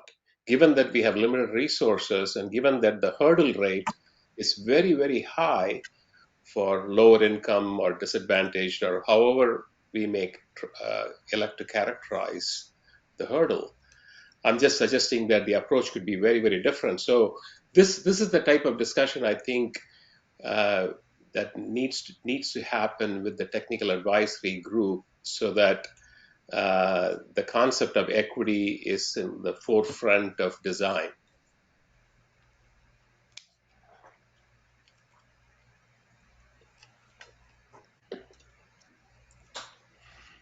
I mean, I will just point out too, I agree with you, Srini. The bill does lay out, the requirement that the greatest proportion of clean heat measures goes to the low and moderate income folks first. So it's kind of already established there. But I think the way I read it is that there's some leeway as to how much gets front loaded. I believe the wording is, I can copy paste it in the chat, but that can be front loaded. I think there's a consideration for that in the bill. But I do agree that I think if part of what we might want to do, it makes sense before the tag gets too kind of far along down the road, is to have some of these equity objectives in mind before they start really setting stuff in place. I think that's a great idea. Might as well do it before they get too far into it and have to start changing stuff around. So we're all on the same footing. I'll make mention that the procedures do contemplate an ability to interact for the two advisory groups. The procedures suggest possibly a appointed liaison, messages approved by the group and transmitted by the chair of the equity advisory group, and or a duly warned joint meeting, so having both groups meet at the same time in the same room. If there are other ways that this group believes they could effectively communicate, we can see how to work with those in open meeting law. But I think this is a very good discussion.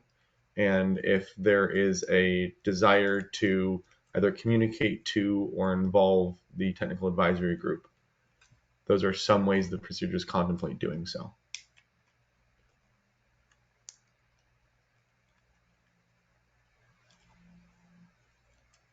It seems to me that maybe the easier way to do that would be to communicate to the tag rather than trying to get a meeting with both groups together. That might be challenging.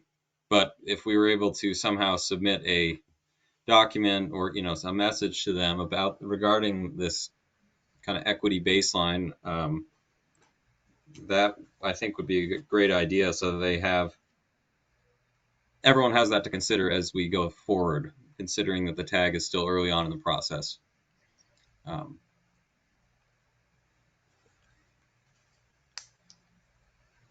So as a tangent, the other day I tried to get a letter to the technical advisory group through Dominic, and I'm not sure they'll get there.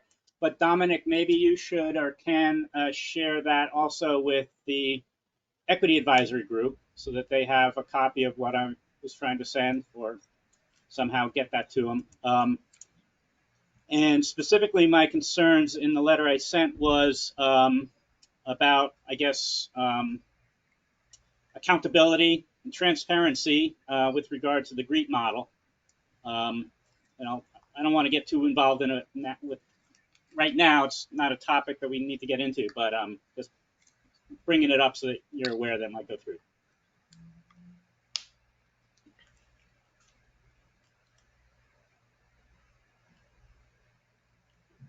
Appreciate you bringing that up, Pike. Just for everyone's awareness, Pike did file this in both of the Cleat Heat Standard cases. As members or participants in the case, you probably should have gotten an email about it yesterday. If you do not, please let me know and we'll make sure you're getting all the correct emails. But if you go to EPUC, it is at the top of the list.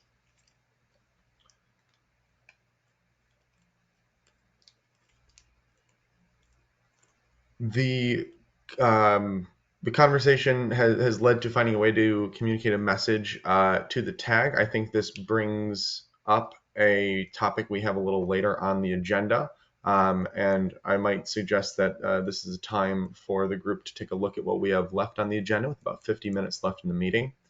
The items that we have left are benchmarking systems to evaluate clean heat standard elements, heating related programs offered by members' organizations, setting a standard meeting time, group drafting of written materials, and then earlier in the meeting, the group did move the officers and roles point to later in the agenda as well, in order to wait for Mia and Siri to join the conversation.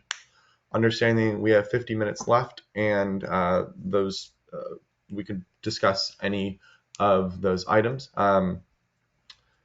how is the group feeling about how we've gone through the defining equity conversation, what other conversations are directly attached to it, and how we want to spend the rest of our time today. I think one thing that keeps coming up is getting a set meeting time, and we seem to run out of time when we get to the end of the meeting, so maybe that would be a good thing to do while we have time. I like that approach. I think if we maybe set that schedule and then we'll kind of know as we go through the rest of today, kind of what we might want to table or try to tackle today, and then we'll know when we're going to be talking about it next. I think that's logical. If that is something broadly supported by the group, given that we put it a specific spot on the agenda with a motion, a quick motion to take up consideration of it now would be in order. Make that motion. I'll second it.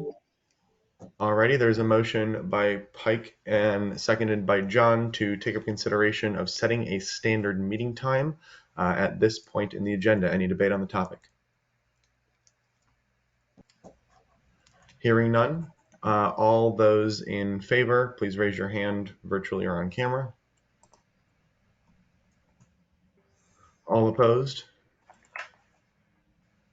In the opinion of the presiding officer, the ayes have it. It is now in order to set a standard meeting time.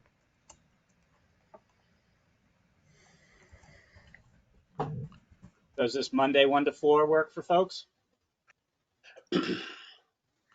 Except I think we're going to cut the length by an hour from it'll be 1 to 3. Right. Yeah. 1 to 3 every other week, Monday. I actually have conflicts on Monday. I think at the last meeting, I thought we were focusing on Tuesday as the target date for the meeting. I would prefer the meeting to be either held on Tuesday or Thursday, Tuesday through Thursday. Monday is a tough day for me, so. Real quickly, commission staff has a preference for avoiding Tuesday mornings and Wednesdays. Tuesday 1 to 3. Thursday works for me. Oh, I said Tuesday. I'm sorry. Thursday won't work for me.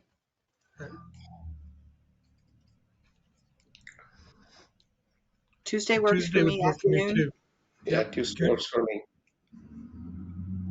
Tuesday afternoon would also work for me. Tuesday works on my end, except I typically have bi-weekly meetings starting at 3 p.m. starting on like this week, Tuesday. 12:30 to 2:30.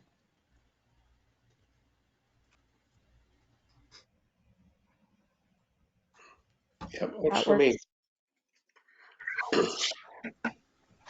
The chair would welcome, or the presiding officer would welcome a motion to set, as Pike Porter put in the chat, bi-weekly meetings from Tuesdays from 12:30 to 2:30. The only point we have left to decide is when is the first one? Are we doing it 2 weeks from today, or is there another first date? 2 weeks from tomorrow. Thank you. It'll be the 20th.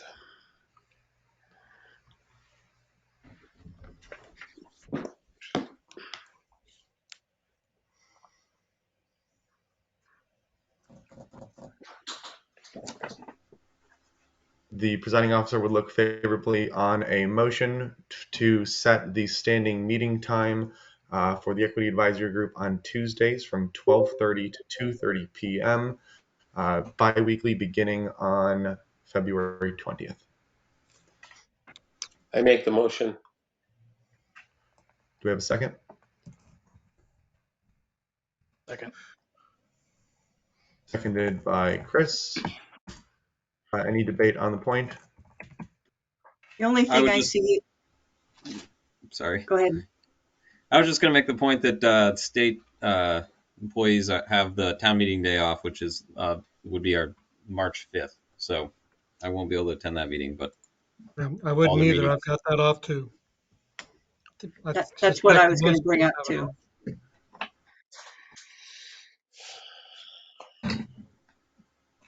We could amend the motion to exclude state holidays. I would make a motion to amend the motion to All right. include state holidays. Perfect. Thank you, Ben. Before someone seconds the motion, Srini, as the original person who motioned, you could welcome that as a friendly amendment. And we could skip one vote. All right, I welcome that. All righty, friendly amendment added by Srini. So coming to a vote on the motion, all those in favor of setting the EAG's standard meeting time as Tuesdays on 12:30 to 2:30, starting on February 20th, excluding state holidays. All those in favor, please raise your hand on screen or using the tool.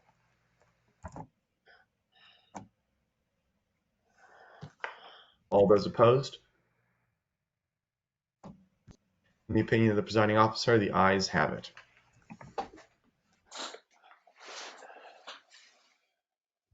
Alrighty, so the standard meeting time is going to be Tuesdays, 12:30 to 2:30. Understanding that this group will be meeting again in 15 days and taking a look at our remaining agenda items, which I will repeat to be benchmarking systems to evaluate clean heat standard elements, heating related programs offered by members organizations, group drafting of written materials, and officers and roles. How do we want to proceed with our remaining 44 minutes? There's also a suggestion to use this meeting to talk about next meeting's agenda.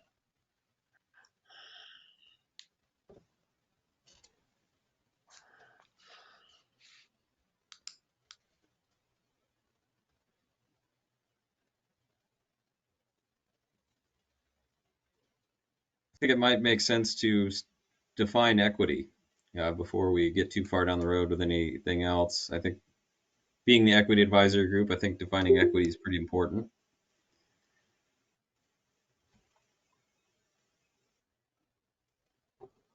Are there any tangibles or takeaways, Ben, that you think would be useful for this group to come to?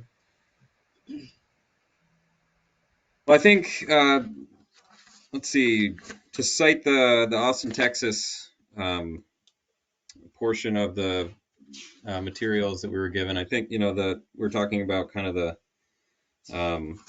rubric to go, that would, the discussion we were just having, I think Jen brought it up about, sending out a criteria for folks to rate different, goals that we had, I think was a good idea.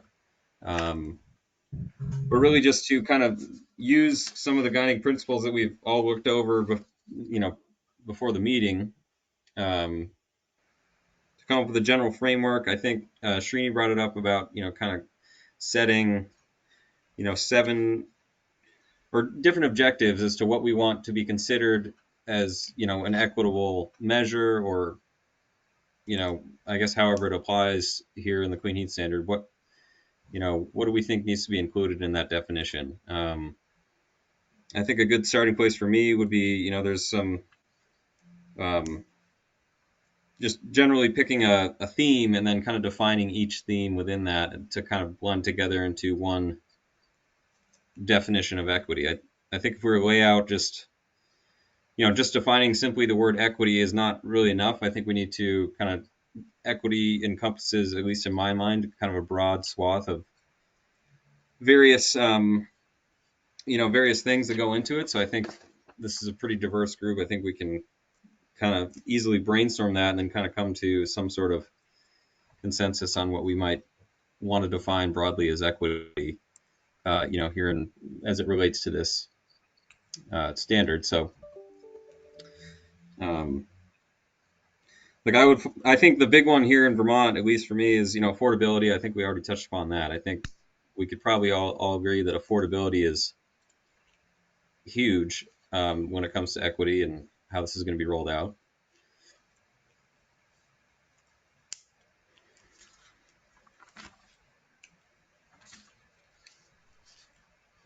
I don't know if anybody else had any thoughts on other kind of keywords that could be included in that definition. I like Yeah. accessibility, kind of tied to affordability, but also realizing that there's different levels of affordability.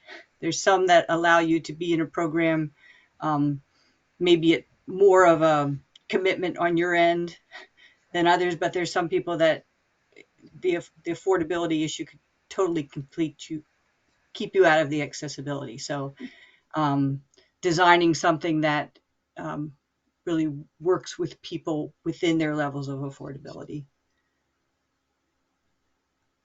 And I think too, the idea of disadvantaged communities where maybe, I think of maybe renters. So certain groups that maybe aren't even part of the conversation in the way we usually talk about transitioning to clean heat, and making sure that no one is left out completely for reasons other than affordability or accessibility.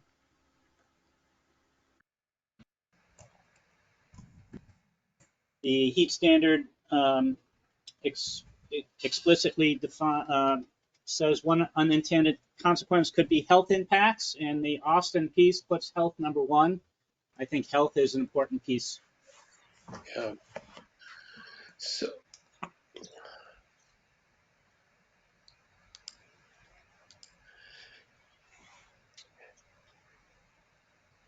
I like all the objectives stated on page 94 in that Austin framework attachment. I think all those 7 are important.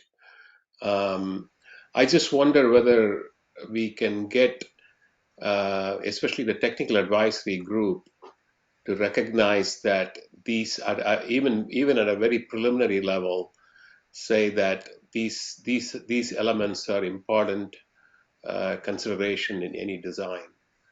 I mean, if we start with that, I'm not saying that just these 7, that's just these 7, but to the extent that we finalize on a list, I think this is a good starting point, and say that, fundamentally, we all need to be aligned on these core objectives.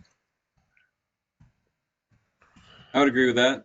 I think Yeah. I agree too. That kind of, yeah, that's what I think what I was getting at, is that really all 7 of those are a great starting point. They're already written down, and I Yeah. think well thought out. So, Yeah. and I don't see any reason why we would not want to kind of say that all 7 of those are very important considerations. So yeah, I would agree. Yeah, I think the accountability piece on page 94 and 92, I think could be opened up more. The discussion about credit ownership is also a discussion about accountability. Who's really doing the work that is lowering our emissions? And I think that idea of accountability needs to be incorporated.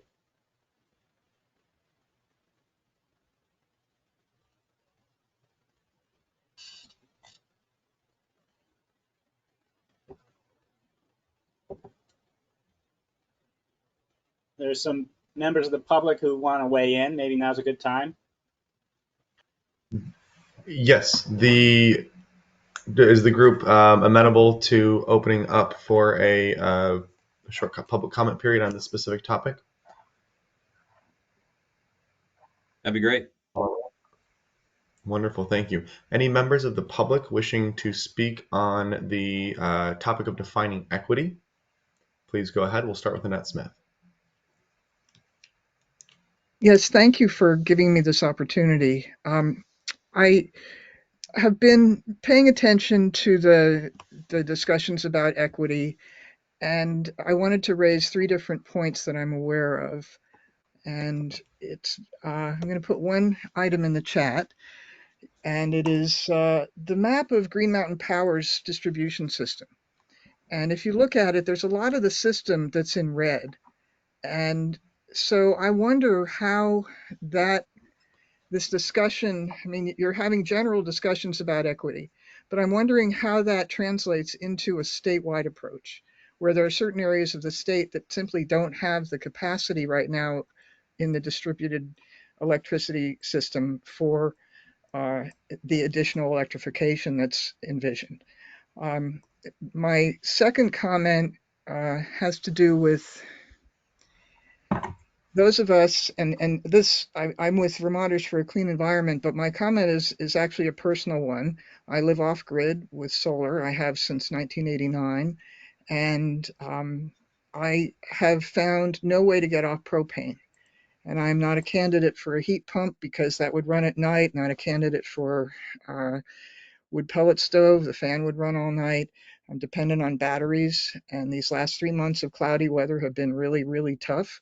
And so the problem is that for those of us, and I'm not alone, who are dependent on propane or kerosene, I know a lot of low-income people use kerosene, there does not seem to be an alternative. And so this idea of equity in terms of the goal sort of this legislation and the Clean Heat Standard is to raise people's rates, raise the price of fossil fuels to push people into something else.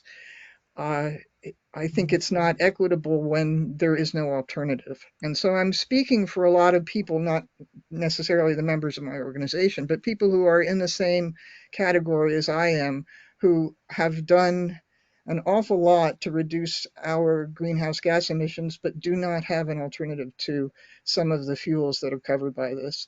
And my third comment has to do with the potential for for especially heat pumps. The working group that that developed the Clean Heat Standard had minutes, and in those minutes, a couple of different times it was stated that only about 30% of the homes in Vermont are appropriate for heat pumps. Those that use a water heating system, it's more challenging. And I find when I talk to people, they bring it up to me and they say, I've had somebody come and look at installing a heat pump, and I have a house with all these little rooms, and it's just not affordable. So I wanted to say something at this point in your discussion about equity, because these general categories of low income and moderate income, and I'm not a wealthy person, I live in what I would call a crummy little house, that there are, when you get into the details, it raises these questions of how to address it equitably. For instance, if there's no three-phase power here, so there's no way to do as much electrification as there is in other parts of the state. So I hope these comments are useful to you as you consider how to approach Vermont as a whole in an equitable way that's not just based on somebody's incomes, but also is location based and based on the type of fuels they use and the type of housing and heating systems they have. Thank you.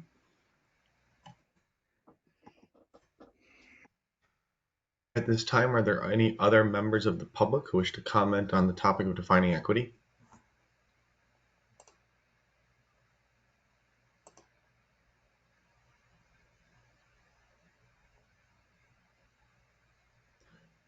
Hearing none, I'll bring it back to the group itself to digest or discuss Annette's comments, as well as the conversation we've been having on defining equity.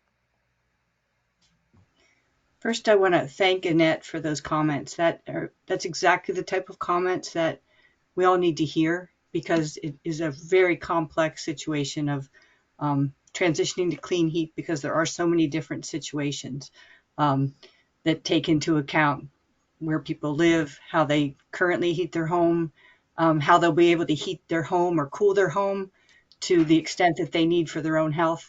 So thank you for those comments. They're very important.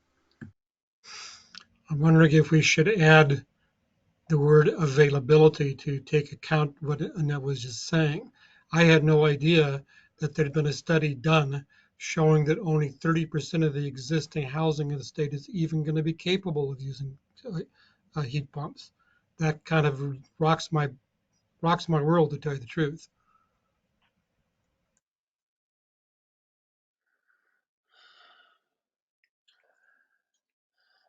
Annette, I'm wondering if you could provide the minutes through the EPUC website so that they could be distributed to the Equity Advisory Group. As a matter of fact, I just went looking for them. I'll put them in the chat here, and then maybe Dominique can figure out where to put them, but I will provide them as soon as I find them.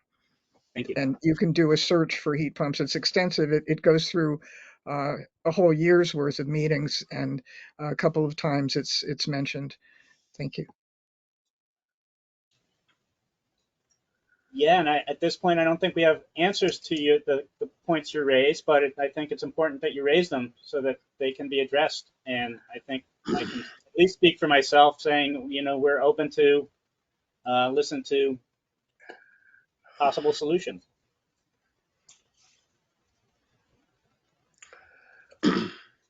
I think we also need to consider the consequences of inaction, and I don't just mean from a climate impact, but at some point in the future, it could be shorter or longer depending on what happens with the clean heat standard. It's not going to be possible to use fossil fuels in our homes. I mean, that could take a while, but I assume from a federal or state perspective, someone is going to intervene in a policy way to stop that from happening. And I worry that the high income households will have done all of the energy transformation work already, while the low income households are way behind and are in a far worse position.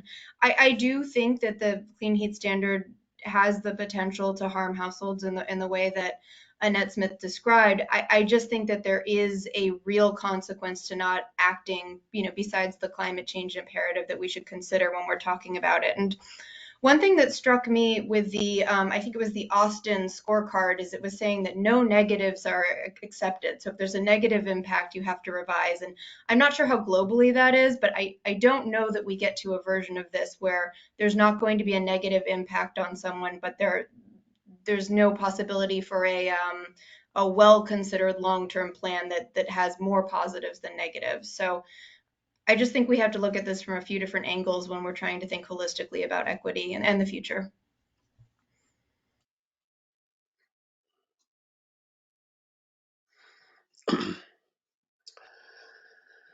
It's somewhat off topic, but I think it's worth stating that if there are large portions of the existing grid that can't handle upgrades to heat pump systems, what's going to happen when you also try and add all these EVs in? The two together are massive amounts of power is going to be required. And are we prepared to say, on any kind of a shorter term basis, that the money is going to be available to upgrade that grid? I happen to be on, not anymore, but I was on the board of directors for Hardwick Electric, and I know a little bit about what upgrading the grid costs. I mean, we're talking billions just for the state of Vermont if that becomes necessary. John, that map is a solar map, so it is focusing on the inability to add solar connection. I mean, there are grid concerns about electrification. No, that's not what she said. What she said was that the map that showed the inability of the existing grid to handle an upgrade, any kind of massive upgrade to heat pump systems. It wasn't just solar.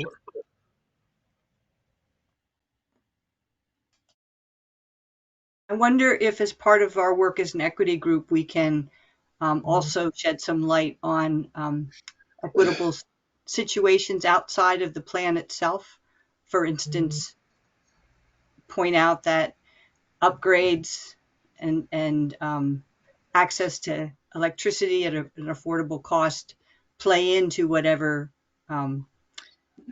heat pump solution or clean heat standard comes along, because there are issues beyond just coming up with ways to electrify somebody's home, which have to do with the general grid and situation where they live.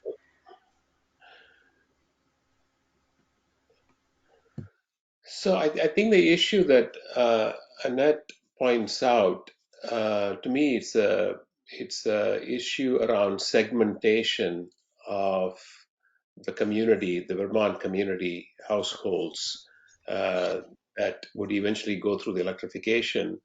And I think maybe this is a specific action that, or a suggestion that the technical advisory group can take and say that, when they're looking at the design, they need to be thinking about how effective it's going to be for the segmentation. So we've been talking about segmentation just from the point of view of income levels, and minority groups, etc. But what Annette is describing is more around the infrastructure, the support infrastructure type, that type of segmentation, or the physical build of the house itself. And I'm not really sure. I have looked up the source of the study that refers to the 30% number that was quoted earlier. But there are homes that were built 200 years ago versus homes that were built like 15 or 20 years ago. Our house is about 22 years old, and it's centrally heated, and we can even after installing 2 heat pumps, we can't go 100% electric yet, because the way the house is designed, the central HVAC with 1 heat pump is not able to keep up. And we have heat pump in a part of the house that keeps it warm. So bigger houses with unique layout, is challenging. So that type of segmentation view of infrastructure or limitations of how the house was built, when the house was built, type of house may be useful for the technical advisory group to think about how effectively whatever design standard they come up with can be rolled out. Because not all houses are equal. That's all we are saying. Irrespective of the income and minority segmentation, not all houses are equal. So there needs to be a view of that segmentation. I think that's a great point. I was just going to piggyback real quick on what he just said is that, basically to that point, that the weatherization is kind of a huge issue as well. Folks that have a 200-year-old house that's not weatherized, even if it was a good layout for a heat pump, it's not going to be a good option for those folks, because that heat pump's going to cost a fortune to run because it won't, because the house isn't weatherized. So I think that's definitely a consideration for the tag. If you're going to, maybe there's a way that they could incentivize weatherizing first before enacting these, kind of more high tech, like basically electrifying. Before electrifying, I think weatherization really needs to be considered as kind of a primary measure to be had, especially in low income houses. And Jen, I think you could probably speak to that, being at CVOEO. So, what popped in my mind was, and who makes the decision on what type of work is done? So, if someone says you need weatherization, which yes, you're right, should always come first. There's different types of heat pumps. There's in-ground geothermal heat pumps, which cost more. So does the homeowner have a say in basically what the solution will be and whether it will be warm enough? Because you could put in one system of ductless heat pumps that might work with one house, but for another house you might, for more money, want to put in a geothermal system. So there's a lot of things to go into, and who gets to make those decisions on what work is being done. Emily Roscoe's got her hand up. Thanks, Dominic. From Efficiency Vermont's perspective, we definitely agree with what Ben just shared in terms of the whole picture and what needs to happen to do this right, and making sure that's happening and incentivized work.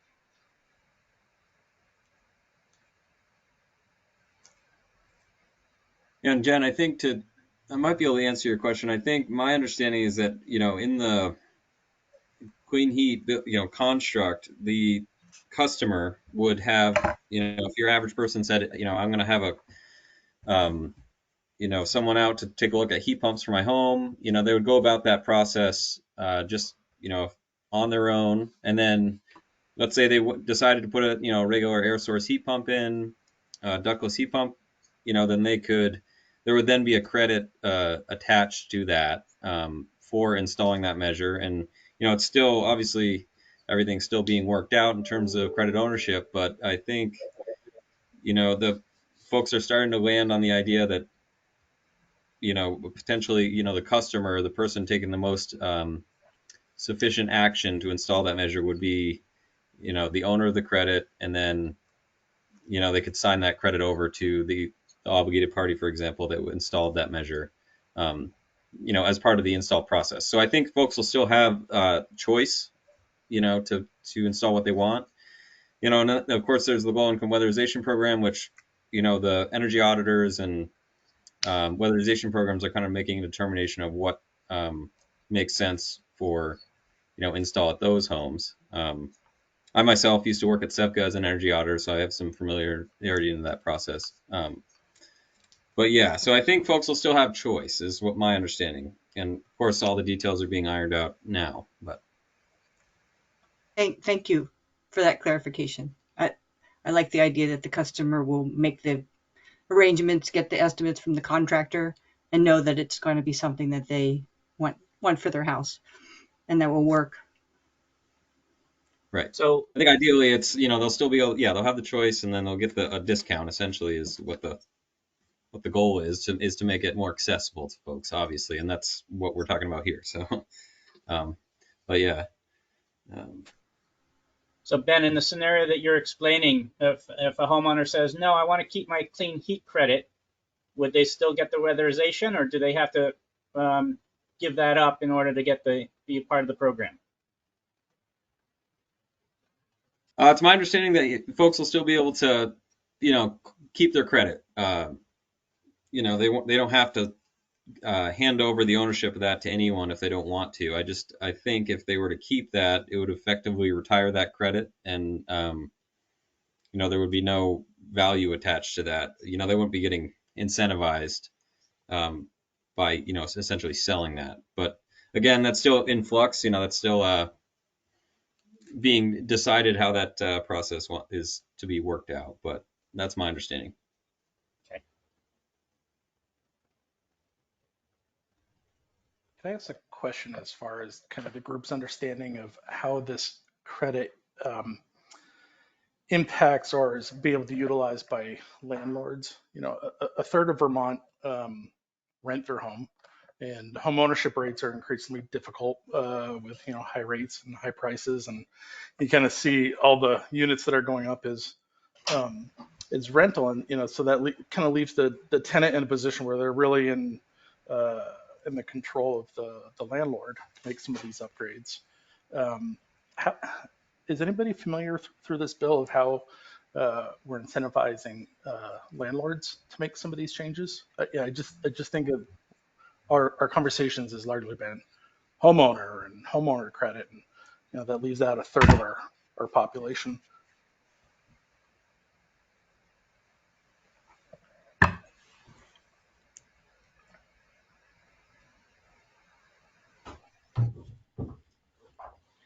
This isn't my area, so anyone else can jump in on this. But right now, renters can participate in the low-income weatherization assistance program. So if you're an income-eligible renter, they can weatherize your rental unit as well, as a grant.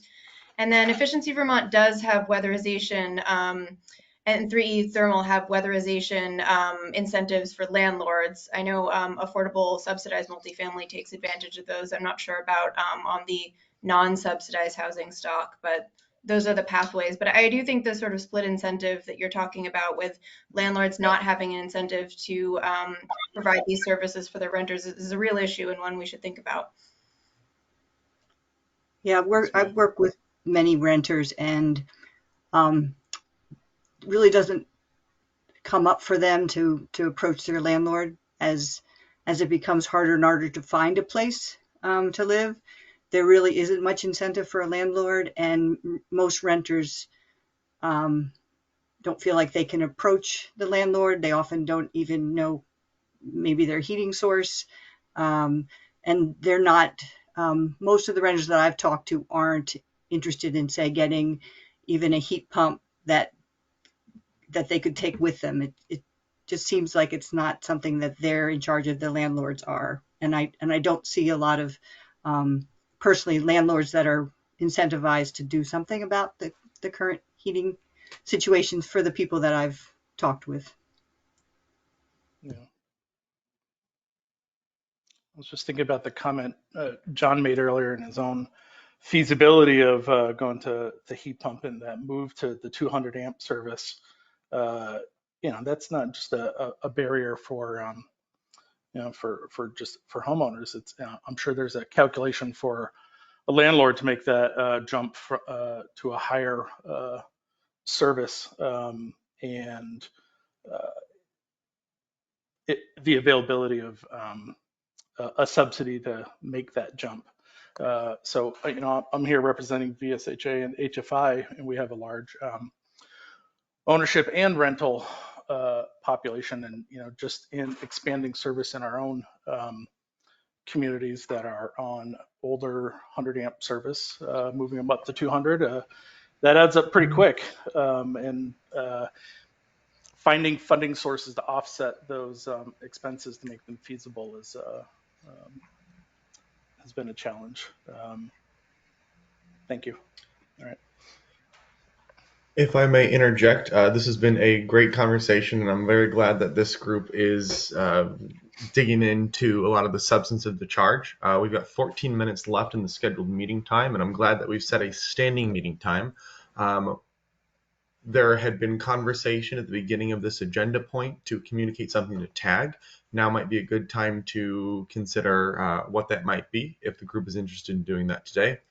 Additionally, at the beginning of the meeting, the members moved the officers and roles point to the end of the agenda to make sure that Mia and Srini had an opportunity to be part of that. Again, 14 minutes, now may be a good time to take that up as well.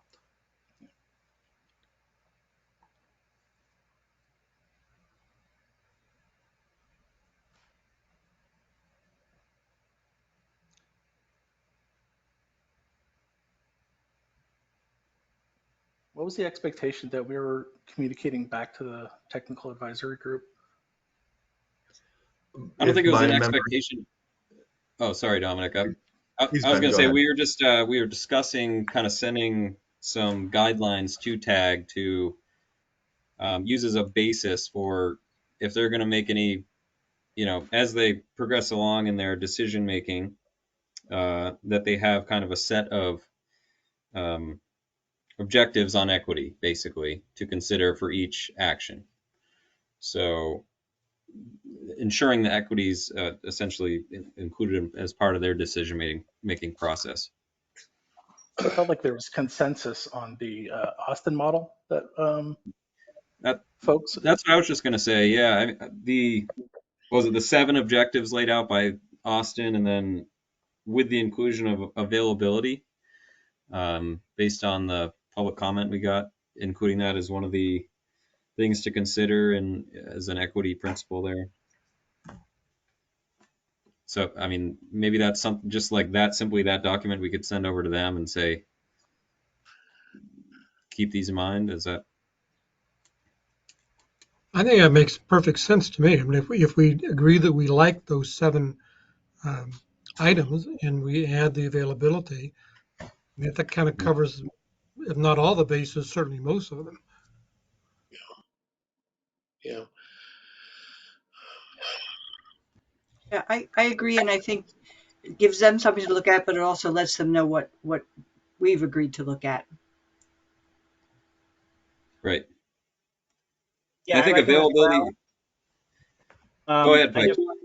Yeah, I like them as well. Again, the accountability I think is a little too narrow in this as it's defined in the Austin piece, and there might be, as I review them, other things I'd like to tweak, but in general, I like them. I think it's a good starting point, and see what how they react and see what gets their attention. I'd add that I think availability could be substituted under or included under accessibility. I don't see those as meaningfully different, but but I don't feel strongly about it. I do think the sort of subcategory themes in their scoring rubric would would benefit from a look over, just because I think some of them have more or less relevance to our state. But at a high level with the major themes, I'd agree.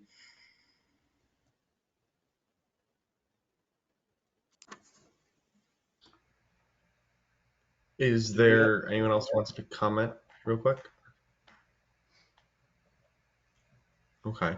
I am hearing a desire from the group to communicate the 7 objectives found on page 94 of the combined prep materials folder that is listed on the Clean Heat Standard website, with the addition of availability.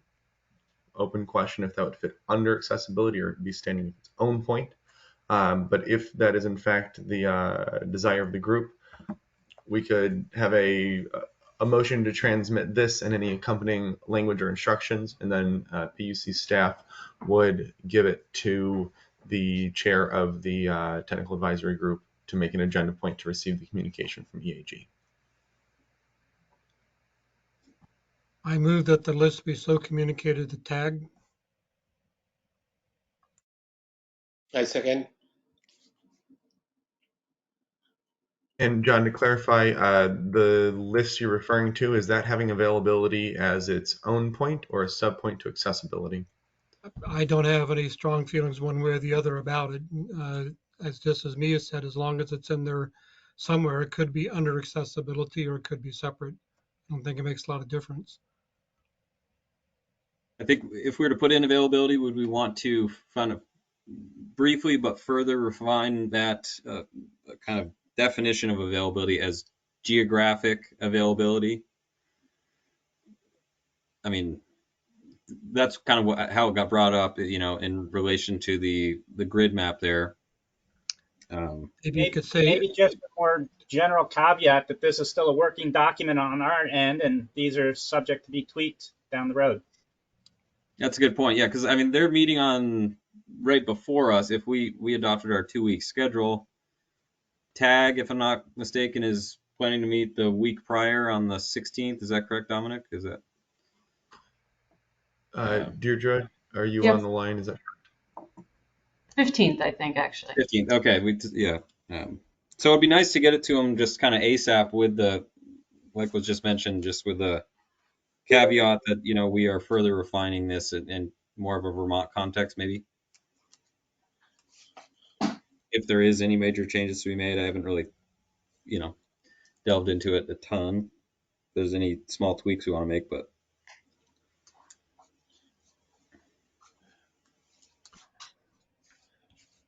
And in this communication, is the group expecting a specific response, or is this more of a transmitting of information?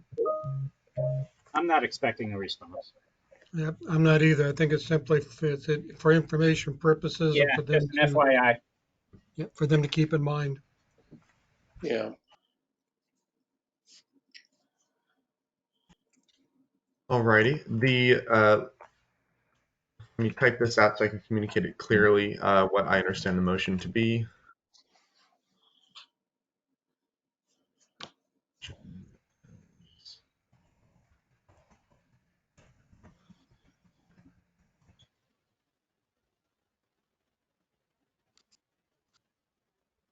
Okay.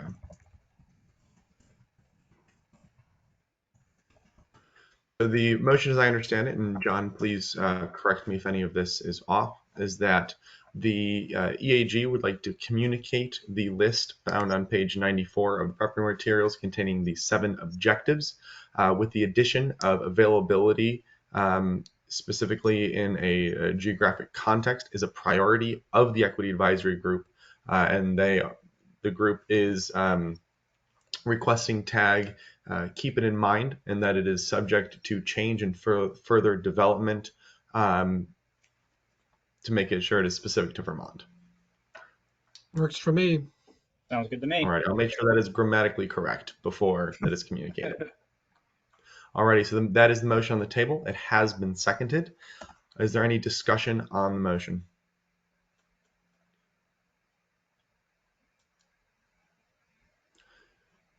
Hearing none, all those in favor, please raise your hand on camera using the GoToMeeting function. All opposed? In the opinion of the presiding officer, the ayes have it. This will be duly communicated. It's one.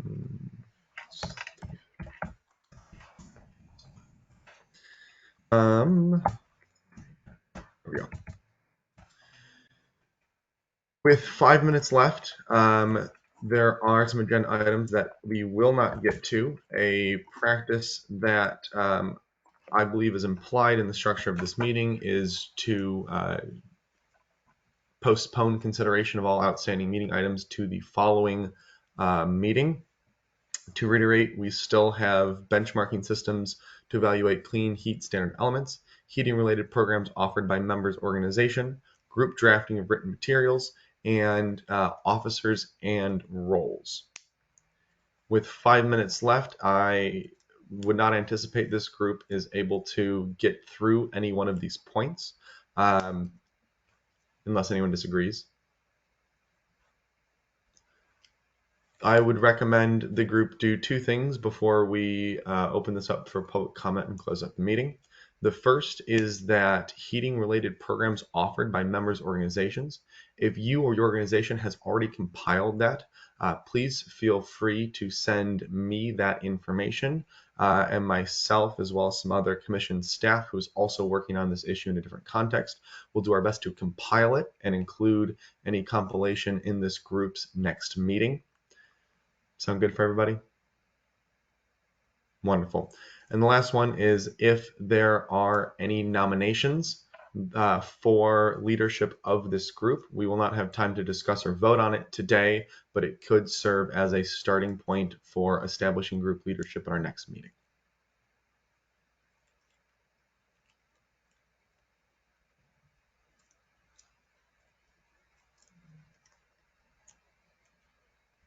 I'm willing to be chair if no one else wants to. With the caveat that I know nothing about Robert's Rules of Order and have no intention of learning.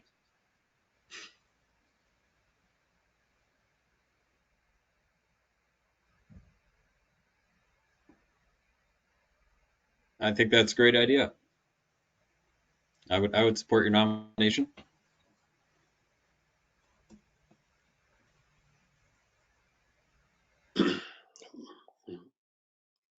Mike, I appreciate you volunteering for this. That's great.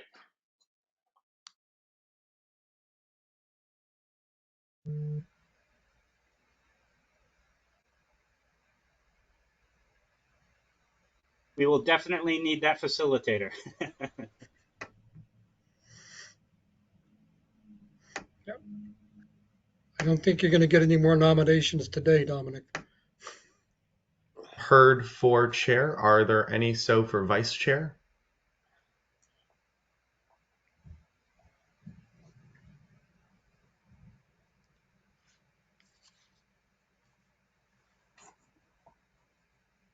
Alrighty, we'll take this heard. Thank you very much, Pike.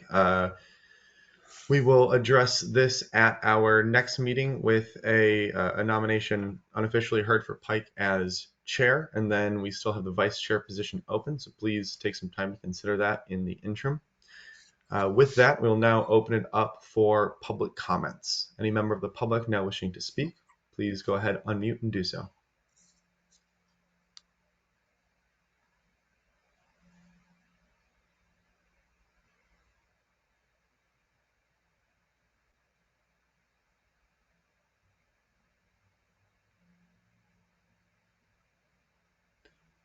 Okay. Hearing none, and given that we are still technically before the end of the meeting, the presiding officer would look favorably on a motion to adjourn. I motion that we adjourn. Is there a second? Second. We've got a motion by John and a second by Chris. Let me triple check. All those, there's no debating. All those in favor, please raise your hand on screen virtually. All opposed? In the opinion of the presiding officer, the ayes have it. The meeting is now adjourned. Thank you, everybody. See you all at the next meeting. Thank you. Thanks.